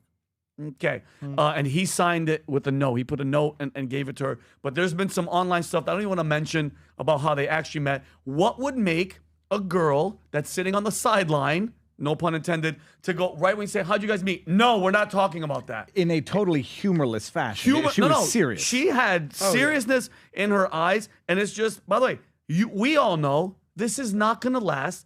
And we keep seeing these people. This is such a fall from grace. All these guys, the Shannon Sharps, the Robert Kraft. It's like, do you guys not get the playbook? The younger girl, 70, older, it's not going to work. You're going to lose money. And now think about it. For the rest of his life, this thing, nobody's talking about Super Bowl wins now. It's that. Just like, no, it's the worst thing that happens to you is this. Like, look, I mean, he looks happy. She tore up his shirt. They're probably getting crazy. But it's just, it boggles my mind how somebody so decorated, so loved, so like Hall of Fame freaking thing can let one girl, one little nookie get you to that. I don't know who this guy is. I don't follow sports. You don't know who Bill Belichick is? Tom Brady's coach. Oh my God. He's Canadian. You don't. He's Canadian. I've heard We're the name. establishing credibility here. You don't know who Bill Belichick is? I wouldn't recognize him ever anywhere. I know. I've heard the name Belichick. You live but I in thought America, he was a bro. A hockey player. No, I don't follow sports. But all that to say is, you post pictures of you with a girl on a fishing line in a mermaid uniform or whatever it is, doing like what the type of things you do with your kid on social media, and then are unable to answer a basic question as to the public post that you've made and to respond to it in a humorless and utterly defensive manner, indicating culpability that I would never have even thought was there. Oh, you see old people dating young people. If that man is up dead sooner than later and she's the heir, you might have some questions as to how they met and what she was planning from day one. Yep, weird. I got a Bill Belichick story for you. Here we go. Did you meet him on a plane and date him? Yeah. Did he give you a note while you were reading a logic book? I'm way too old for him, to be honest with you. So Bill Belichick story. Here we go. So Bill Belichick was the guest speaker at a financial conference I was at, same conference that I met Pat at many, many moons ago. So because I'm a sponsor, my firm is a sponsor of this thing, they gave me kind of like front row seats. So here's a little video of actually where I was sitting. Please welcome to the stage, Bill Belichick. I'm sitting front freaking row. Rob. Okay, so boom, he comes on stage. You see where I'm at. So front row, and I look over to my right while this guy's on stage, and there's one person who's front row. So let's say this is front row. We're all sitting here. There's one person sitting like basically like right next to the stage. Yeah. And it's some adorable woman. And I'm like, what's going on? What's going on over here? I'm telling them, who is this person? Like, why are they front row? I'm thinking, all right, maybe like it's his publicist, granddaughter. At the same time, I'm trying to holler. I'm like, hey, so what's this girl's deal? Whatever. I'm kind of signaling to one of them. I'm like, what do I do? What's going on here? Because there's never women at this meeting. It's like 90% dudes. Yeah. It's like you'd have a field day, Vinny. Yeah. So I'm thinking, what's going on here? Insomnia. I know. So thank you, Rob. I'm watching this thing. Bill Belichik does his thing. Is obviously very non-committal in his responses. Just very boring, bland answers. Got to win. You got to try hard and all this. And the whole time I'm thinking, who's this chick? What's going on here? I go up to at the end. I don't know if you saw the video of the end. Clap, round of applause. I try to go and like say hi. Like, what are you doing here? Like, genuinely, they whisk her away.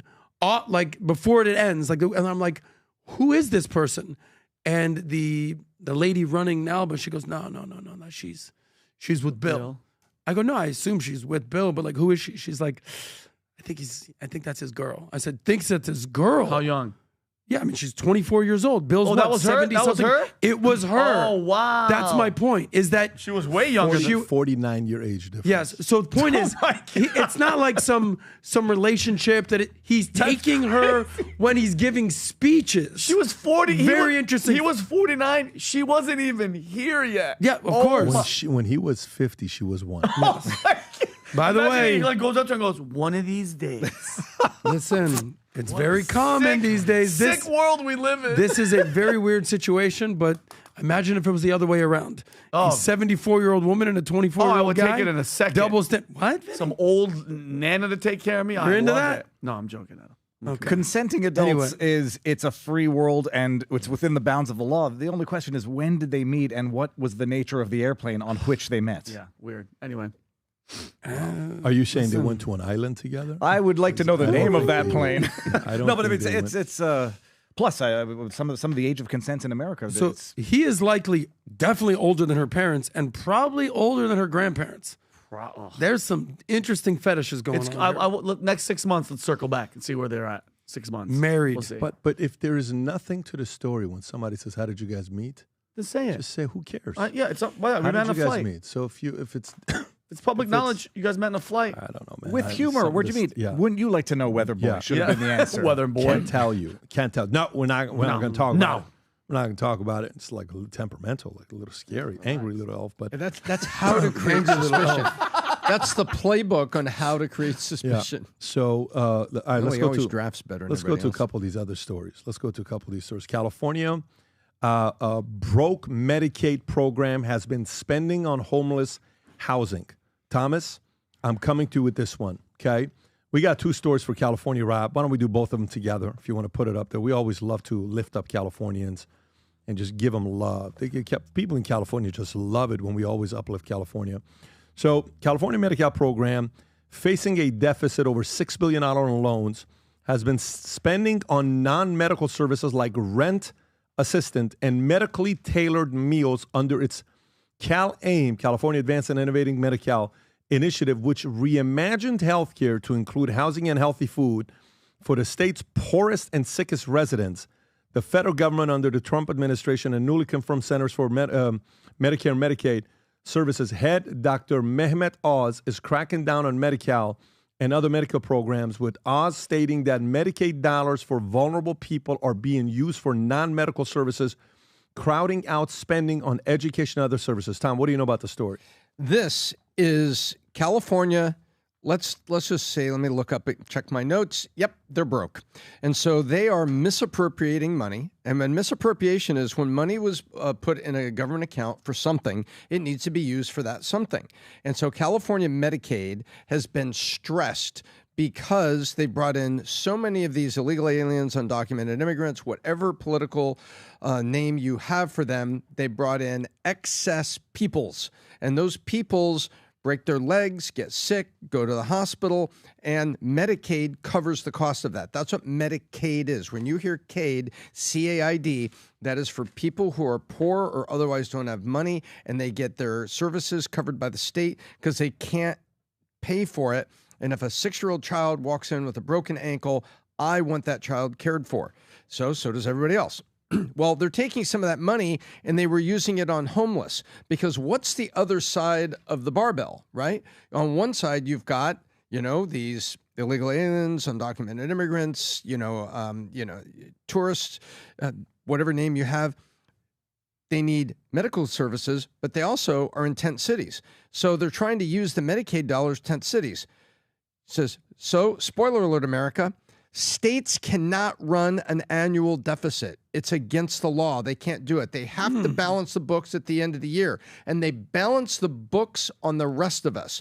When a storm, hits Florida, or an earthquake hits California and they can't balance the books, FEMA federal dollars come into the state to cover the gap.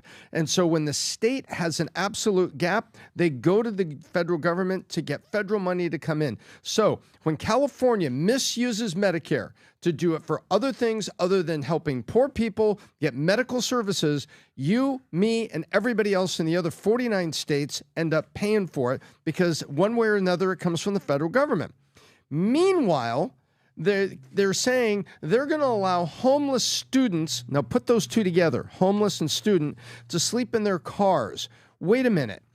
Colleges, public colleges, have dorms. Dorms are low-cost, very cheap apartments for students. So why the hell, if you're using the money for, what type of homeless, Oz is pointing out, Dr. Oz says, crowding out spending on education, other state services.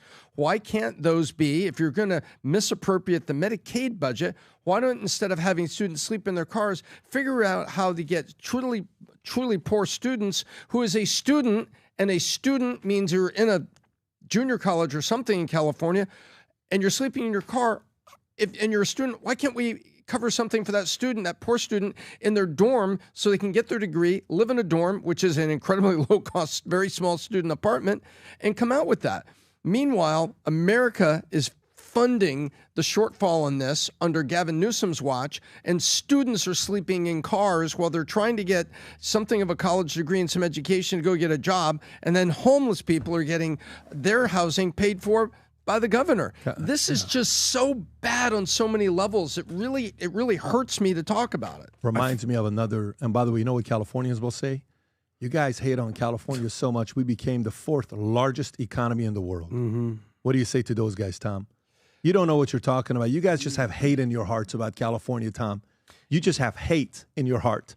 You are the 4th largest economy in the world for now. And you look at the people that are leaving, and I look at the condition of your people there. And if you want to hang your argument on we're the 4th largest economy in the world, really? Then I'm going to go and say China's the 2nd most populous country in the world. Ha, look at that. And then you go look at the squalor, and you look at the oppression, you look at what's happening in China. You tell me, oh, we're 4th largest economy in the world. Really? And you have this homelessness, and you have these students living in their cars, and you have all this? What are you doing with the money? You're misappropriating it. You're so using the opportunity as the 4th largest economy, you're blowing it. It's like the kid that gets the big free agent contract, and he's out of the NFL and dead broke 3 years later because he spent it on everything but. You guys are a spending machine that is absolutely out of control. You got hate in your heart. I'm not hating on you. Dodger fans. I'm looking at the numbers. No, I'm just telling you have hate in your heart. That's what they would say to you. Tom, they would say you have hate in your heart towards California. What did California ever do to you?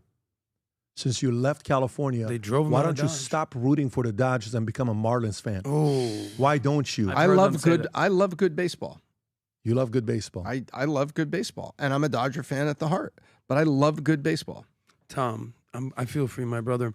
So what they're doing in California right now is very reminiscent of what they made Chris Farley do. He's living in a van down by the river. Exactly. So you're making college kids sleep in their cars?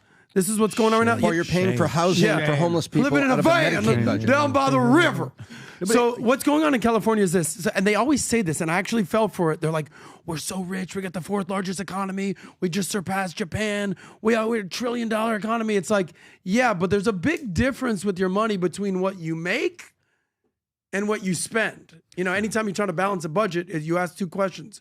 What's your income and what are your expenses? Because there's so many people in America right now that I see that's like, I make $100,000 a year, but it's like, why are you $30,000 in debt? Because I spend $130,000 a year. I got credit cards. I got a fancy car. So it's like, all right, you're making all this money, California, right? You have a $1 trillion economy, but you're over budget. And you're spending stupid things on stupid homeless programs, on Medicaid, and all these different expenses. That's great, amazing. Silicon Valley is making all the money, but it's not filtering down to the rest of us. So income is great, but your expenses are horrible. It's almost like in sports, you have a great offense, but a horrible defense. And then you lose the game 110, 112, just like the Lakers. You know how many homeless people there are currently in California? A lot. 174. 187 now. Okay. 187,000, give or take. And the irony is that like they'll accuse you of having hate in your heart and not being compassionate for the homeless. And the more homeless that they have, the more compassion that you have to give to the more homeless that you have. I always say like California is comparable to Canada in a certain way. And if you want to know where California is heading, you can look north to see what's going on in Canada. Yeah. And it's only a matter of time before they start, I'm not even being cynical, start expanding on their medical assistance in dying or euthanasia programs in California to take care of that problem, which is an uncontrollable burden on the economy. But it's true. Yeah, biggest economy in the world, and you're squandering money through corrupt means on the homeless. And you have a state where you don't have water in the fire hydrants for when you have a crisis, and then you come crying to the federal government for more federal emergency monies while simultaneously failing at your basic obligations as governor. And words talk, numbers scream.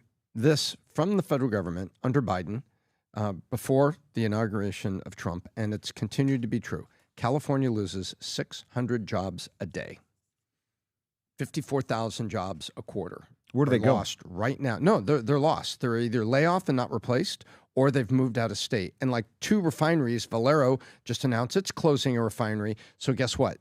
By the midterm elections, California gas will be about 8 to 10% more expensive on transportation costs because they're moving refineries out of California. So you got to pay to wheel the gas into California that goes into the tank, that goes into the pump, that goes into your car. I'm going to go to the next story here. Rob, if you want to pull up the clip with Pam Bondi.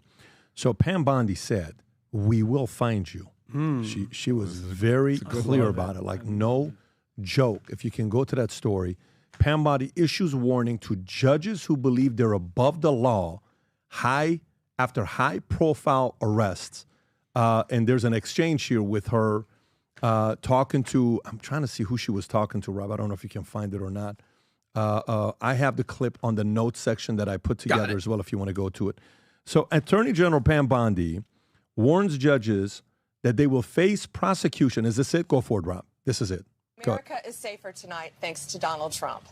Last night, Brian, what they did, so to back up, during the Biden administration, they received 170 911 calls to that club alone. That club we were just watching, 170 calls.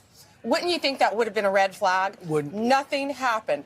Guns, shootings, ag batteries, nothing happened. So under Donald Trump, DEA, FBI, U.S. Marshals, ATF, ICE, everyone went in together. DEA led this investigation, went in, got 115 illegal immigrants, aliens in our country, arrested them, 2 with warrants, 12 guns seized. So what would happen in this club is you would go in, security would give you a menu of drugs, cocaine, there's something new called pink cocaine, meth, you could go in a bathroom stall, get that, there was prostitution, all these things going on. And we just now identified a member of Sinaloa cartel was also in there. So is the pink cocaine is for trans gang members? I think so.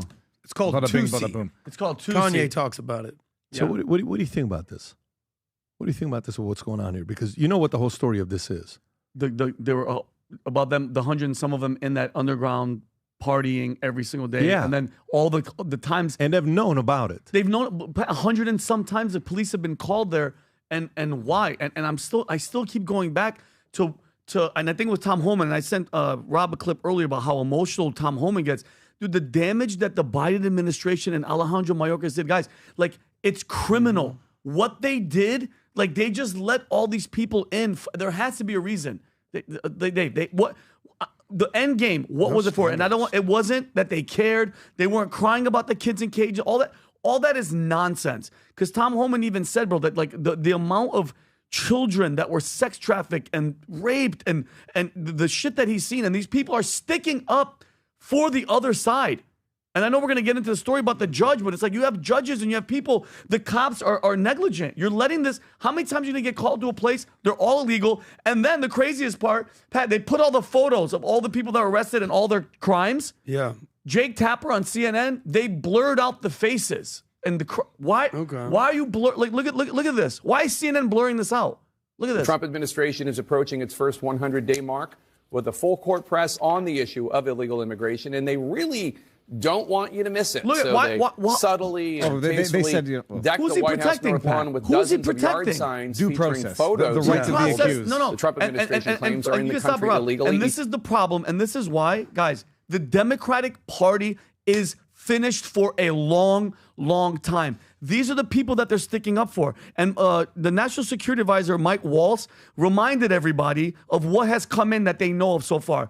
2,100 Taliban, 33,000 communist Chinese that have come in here, 541 Islamic Terror Republic of Iran, 520 Syrians, 3,100 Uzbeks, and 400 ISIS members that by the way, and everybody thinks that, yeah, they're kicking people out and they're getting, Tren de Agua and all these people out.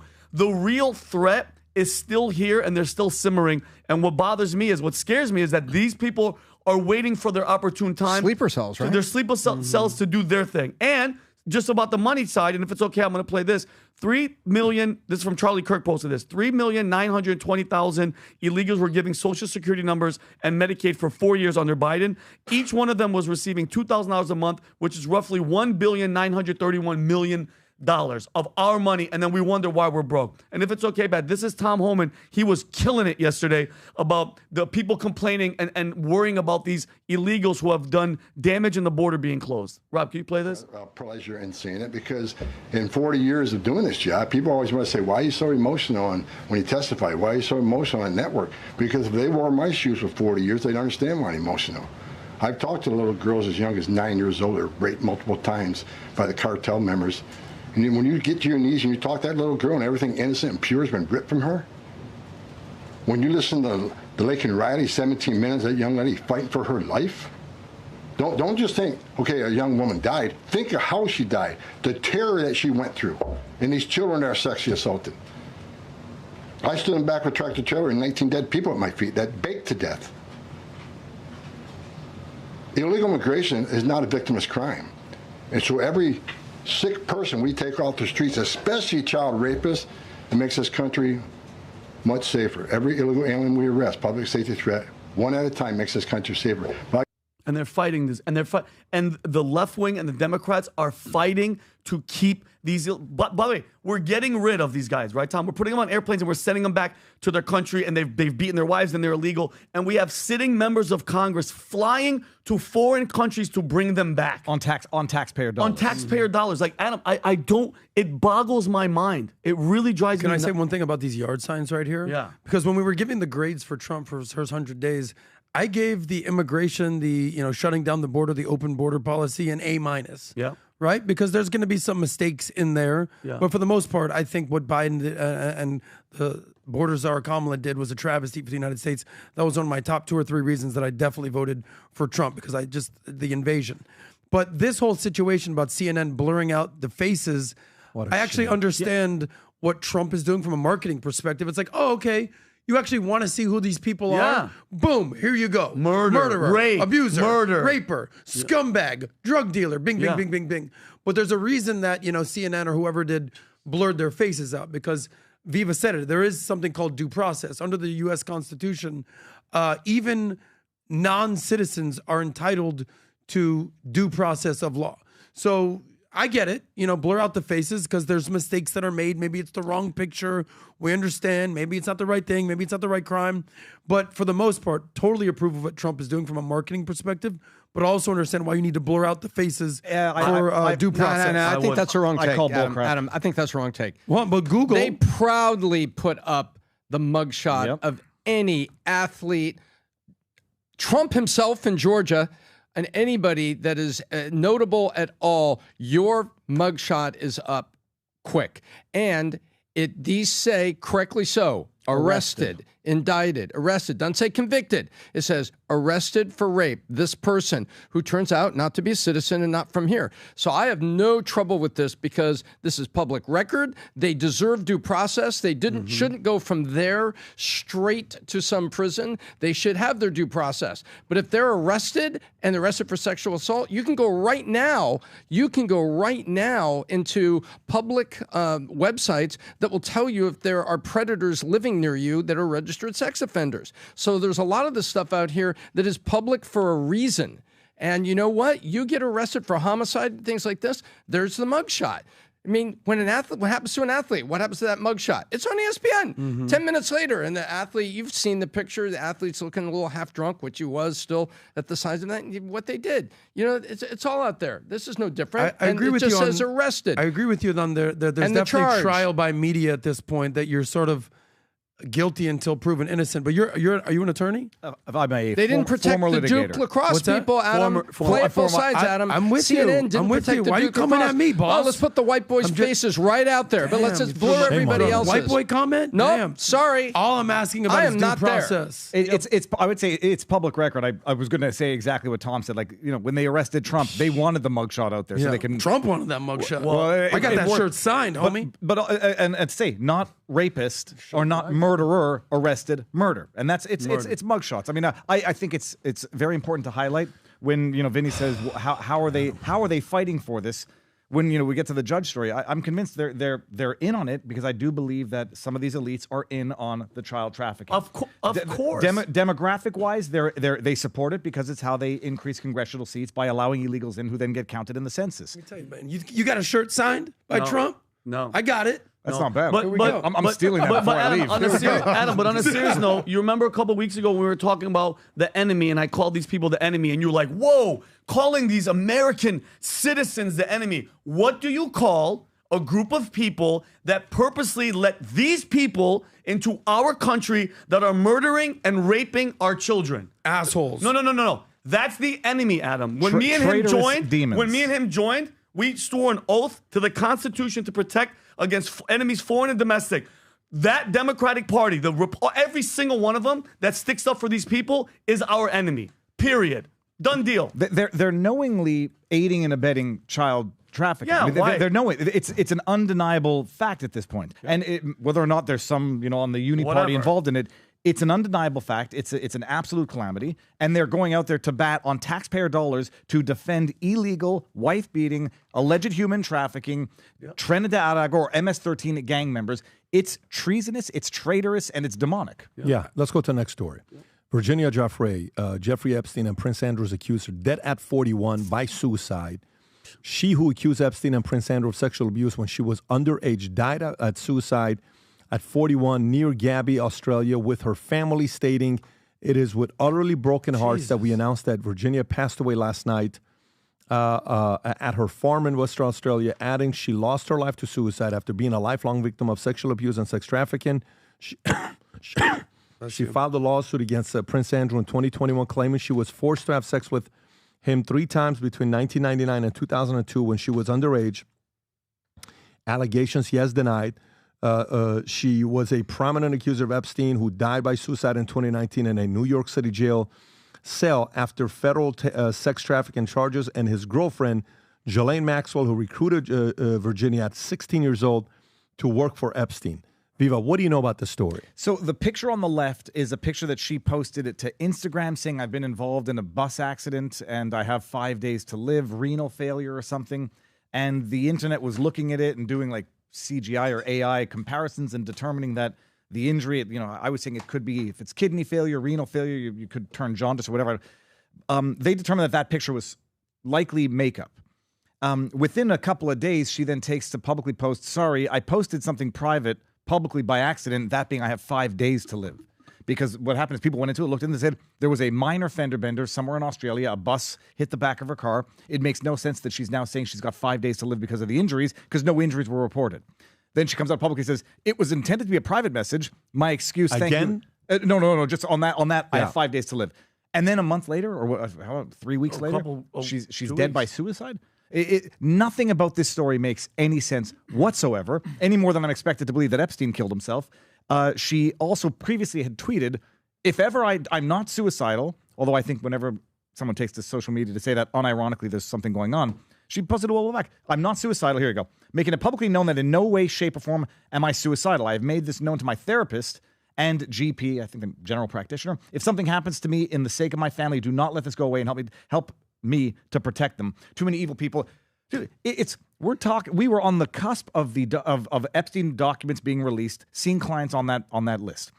Virginia Giuffre is the most credible of the last of the living witnesses, the last public of the witnesses.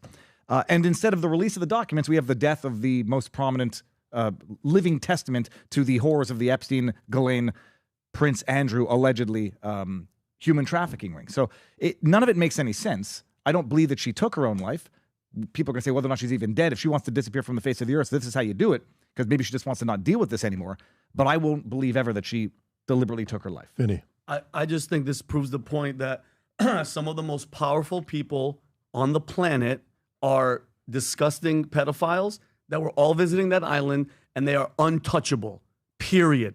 End of story. And Ephesians chapter 6, verse 12, Tom says, we're not wrestling with flesh and blood. It's principalities, it's evil people and energy and spirits from high places. And this is what that chapter is talking about. All right. Epstein, suicide, her suicide, none of it adds up. And dead men tell no tales. And in this case, she's not going to tell any tales. Who knows what's going to be coming up and revelations, maybe stuff that she didn't even talk about yet. But when you have everybody gone, I know there's another one mysteriously passed away, Robbie. I forgot her name, but this is just going to show you that how many more of these accidental, suspicious, suicide, hit by a bus. I mean, it's almost comical at this point that nothing is going to be done. None of the victims are ever going to get any justice. Ghislaine Maxwell is going to sit there and she has all the answers, but for some reason in 22 years she's going to be released, because that's how it's going to work, and zero for the victims. And I believe that these people are possessed and they are freaking demons,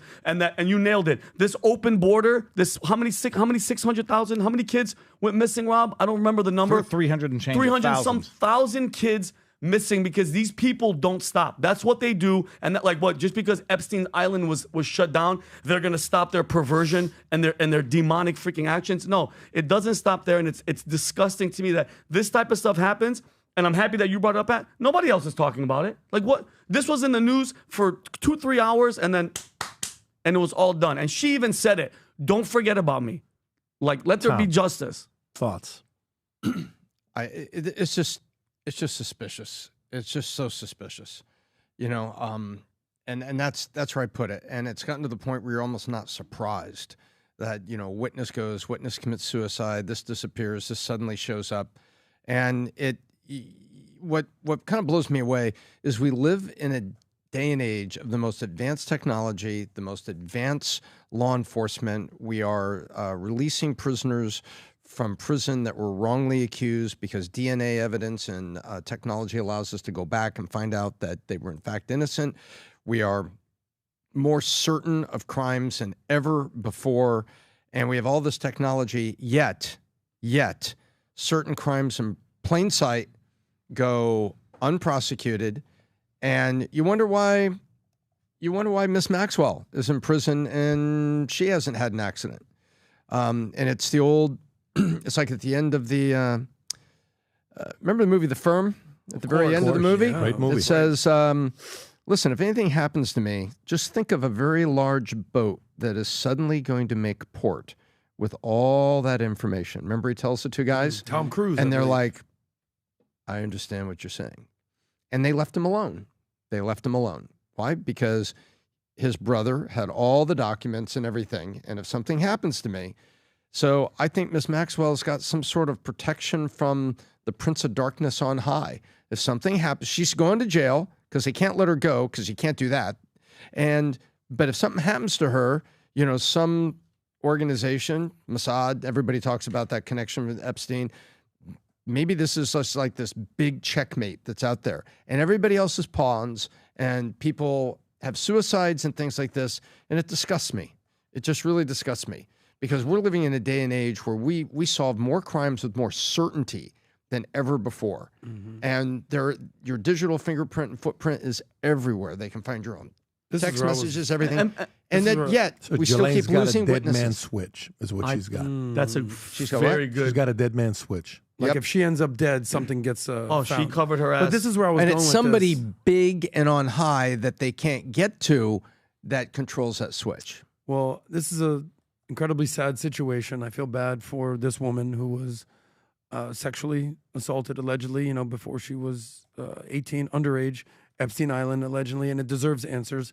Where I'm going with this is we can all speculate, but I think the people that want the most answers are her family and her friends around her. They would know a little bit better than us what she was dealing with. Apparently, over the last X amount of years, she was in this car crash, domestic abuse allegations, kidney failure, and she was given apparently X amount of days to live. She had an out-of-court settlement with allegedly Prince Andrew. I would love to see what her family has to say, because we can get here and speculate and what we want. We understand that. But there's people that are near and dear to her that want answers, and I hope they get it. She moved to Australia to start a new life, to move away from the trauma, and the last month of her life makes absolutely no sense. But like you're saying, Tom, it would be comedic if it weren't so tragic. Yeah, Epstein is in jail. He killed himself.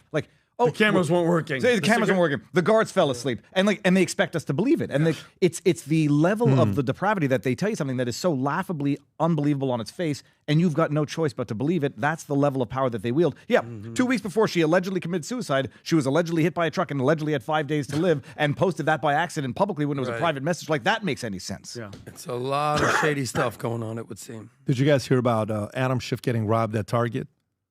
Did you guys see this clip? No. Is it wrong to laugh? Do you have that clip? Oh my gosh. Are you serious? So Adam Schiff is getting robbed in California in Target, and look what they say to him. Go ahead, Rob. So we're going to have to change how we do business in California. We're going to have to address people's legitimate concerns about crime. I was in South San Francisco 2 years ago after I had an experience in the city that all too many people had. When my luggage was stolen out of my car, they tell you don't ever leave your luggage in the car. I never do until the one time I did. And of course, it got stolen. And what was most memorable about the experience for me is I went to this Target in South San Francisco, 10 o'clock at night, and I'm getting the toiletries I'm going to need for my next 2 days in the city. I get to the cashier. You went there by yourself, not an assistant. I think I went there. Well, yes, I had somebody drop me off at the store, and so I don't mean to make that an issue.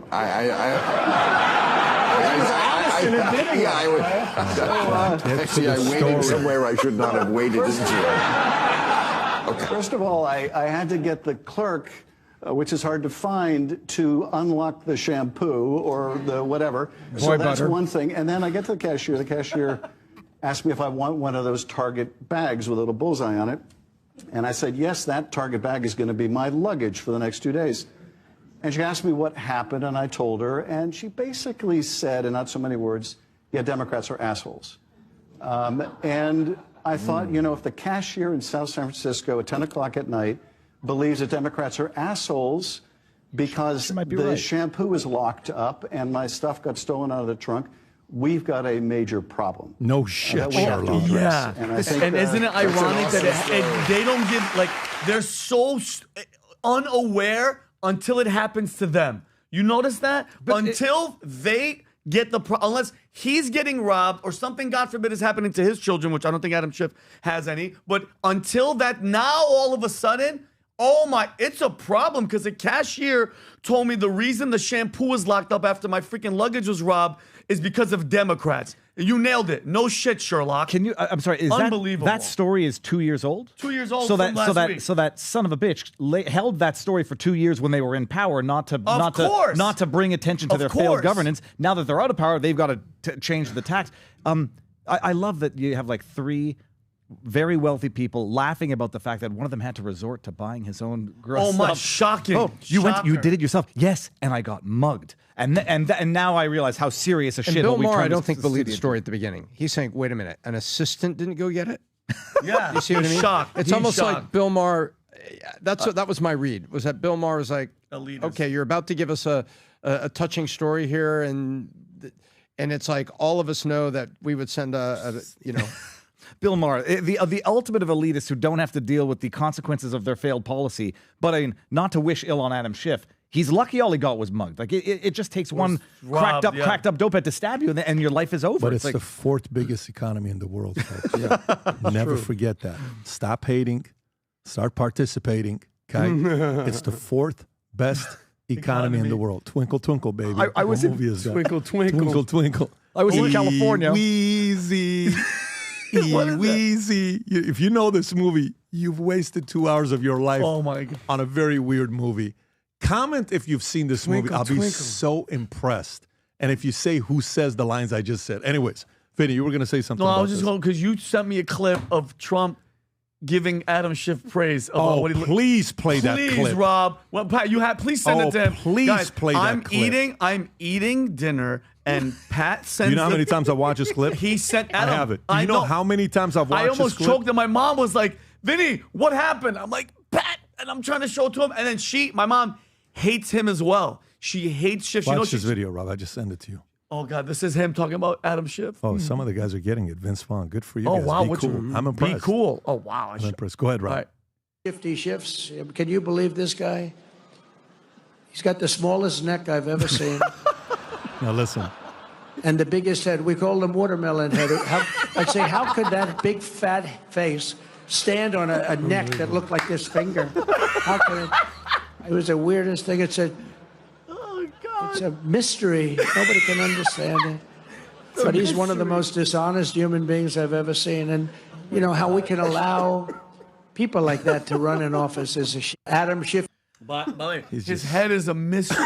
It's a mystery like nobody knows. I was in California like for 3 days for something, and as I'm returning the car to the airport at 8 o'clock in the morning, I go to the gas station and I can't figure out how to open up the gas thing because it's a rental car. And as I'm trying to figure it out, like zombies, 4 homeless people, they just start congregating around. I'm the only car there. It's like shit. I get back in the car, start driving around, and Google how to unlock the stupid gas cap.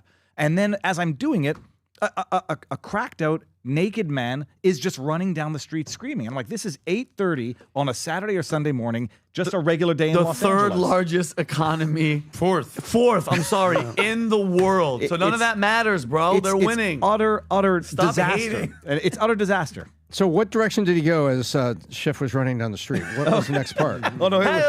I can tell you, I don't know what Schiff looks like naked. This was not Schiff. All right. So, gang, we covered a lot. Tom? It appears that Amazon, in the space of the last hour, is backpedaling. What do you mean? Blips that's just come up on. I'm seeing blips on Twitter. Don't know if it's full and correct, but there's a couple articles and people covering it that are usually don't repeat BS that are saying that Amazon is suddenly backpedaling. Amazon, this is on Breitbart. Amazon denies report that tariff costs will be shown next to product prices. No, they were doing it. Yeah, that's weird. Notice how they just stopped backpedal. And by the way, for the people that were wondering when we said you can't watch the content if you were listening to this from Canada, this is a bunch of you guys are sending me this right now. This is a guy from Canada just sent a screenshot. He says, people in Canada cannot see this content. Why, Pat? Why? In response to Canadian government legislation, news content can't be viewed in Canada. News? What? I think it had to do with paying the fee to Google. I want to see if this was Bill C-23. I'll refresh my memory. But it's a digital Iron Curtain in Canada. I know. And what do they get? Oh, I'm surprised they don't recommend CBC. Try this alternative instead. So you can't get access. But this is why you got to love that Canada is so afraid of liberals. Unbelievable. That, God forbid, they upset the liberals by going and talking to some other people and, you know, being a change agent. God forbid. No. You got to walk on eggshells. This is why I said that Canada was on the verge of communism. I've seen this only one time before. I didn't know this happened in Canada. Do you remember when Gary Kasparov invited us down to the Freedom Forum? Yeah, of course. And it's very anti-China policies, very anti-communist ideology there, the Freedom Forum. Think about it. And they have something called the Chinese firewall. And they would show you what you could see on Google in America and then show you if you tried to search something in China, what would pop up. And you cannot criticize Xi whatsoever. So a lot of people say, like, if you Google this, let's just try a quick 10-second experiment.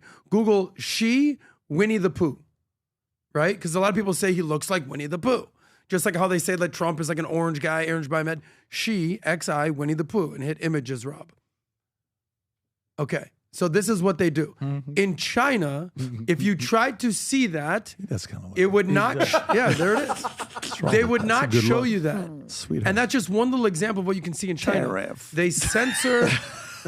Well, it was Vinny who said he looks like he's always farting, right, or holding one in. No, but he looks so sweet. Yeah, he looks like a does. sweet. Yeah, like a And sweet he's guy. a grandfather. Yeah, he's a dictator in a suit and tie. Well, I still haven't eaten That Chinese is- food since our live event. We got 6 months to go, Vinny. I You're promise. done. I'm 6 not months. eating any Chinese food unless this All right. guy changes his face. level of Listen, commitment Vinny's got is on a whole different level. Gang, it's been great talking to you guys, especially our favorite people in the world, Canadians.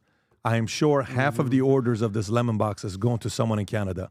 If you know someone in Canada and you really want to make their day, go to vtmerch.com. Take advantage of this lemon. A bunch of you guys are texting me telling me what a brilliant idea. And I'm excited to see you guys experience what happens when somebody you send it to and they call you and say thank you to you for sending out that box. There's a lemon box. Remember, this is a social experiment that we're doing with only 500 of them. So either order one for yourself or ship one to somebody else. Pick and choose the color of the hat on vtmerch.com. God bless everybody. Viva, great insight on Canada. It was great having you on here. You've been on Unusual many, many times. Yes. But this was the first on PBD podcast. You did great. Thank you. And please give Tom a high five before he loses My hands it. are very sweaty. Take care, That's just- I was everybody. a little God nervous. bless. Bye-bye, bye-bye.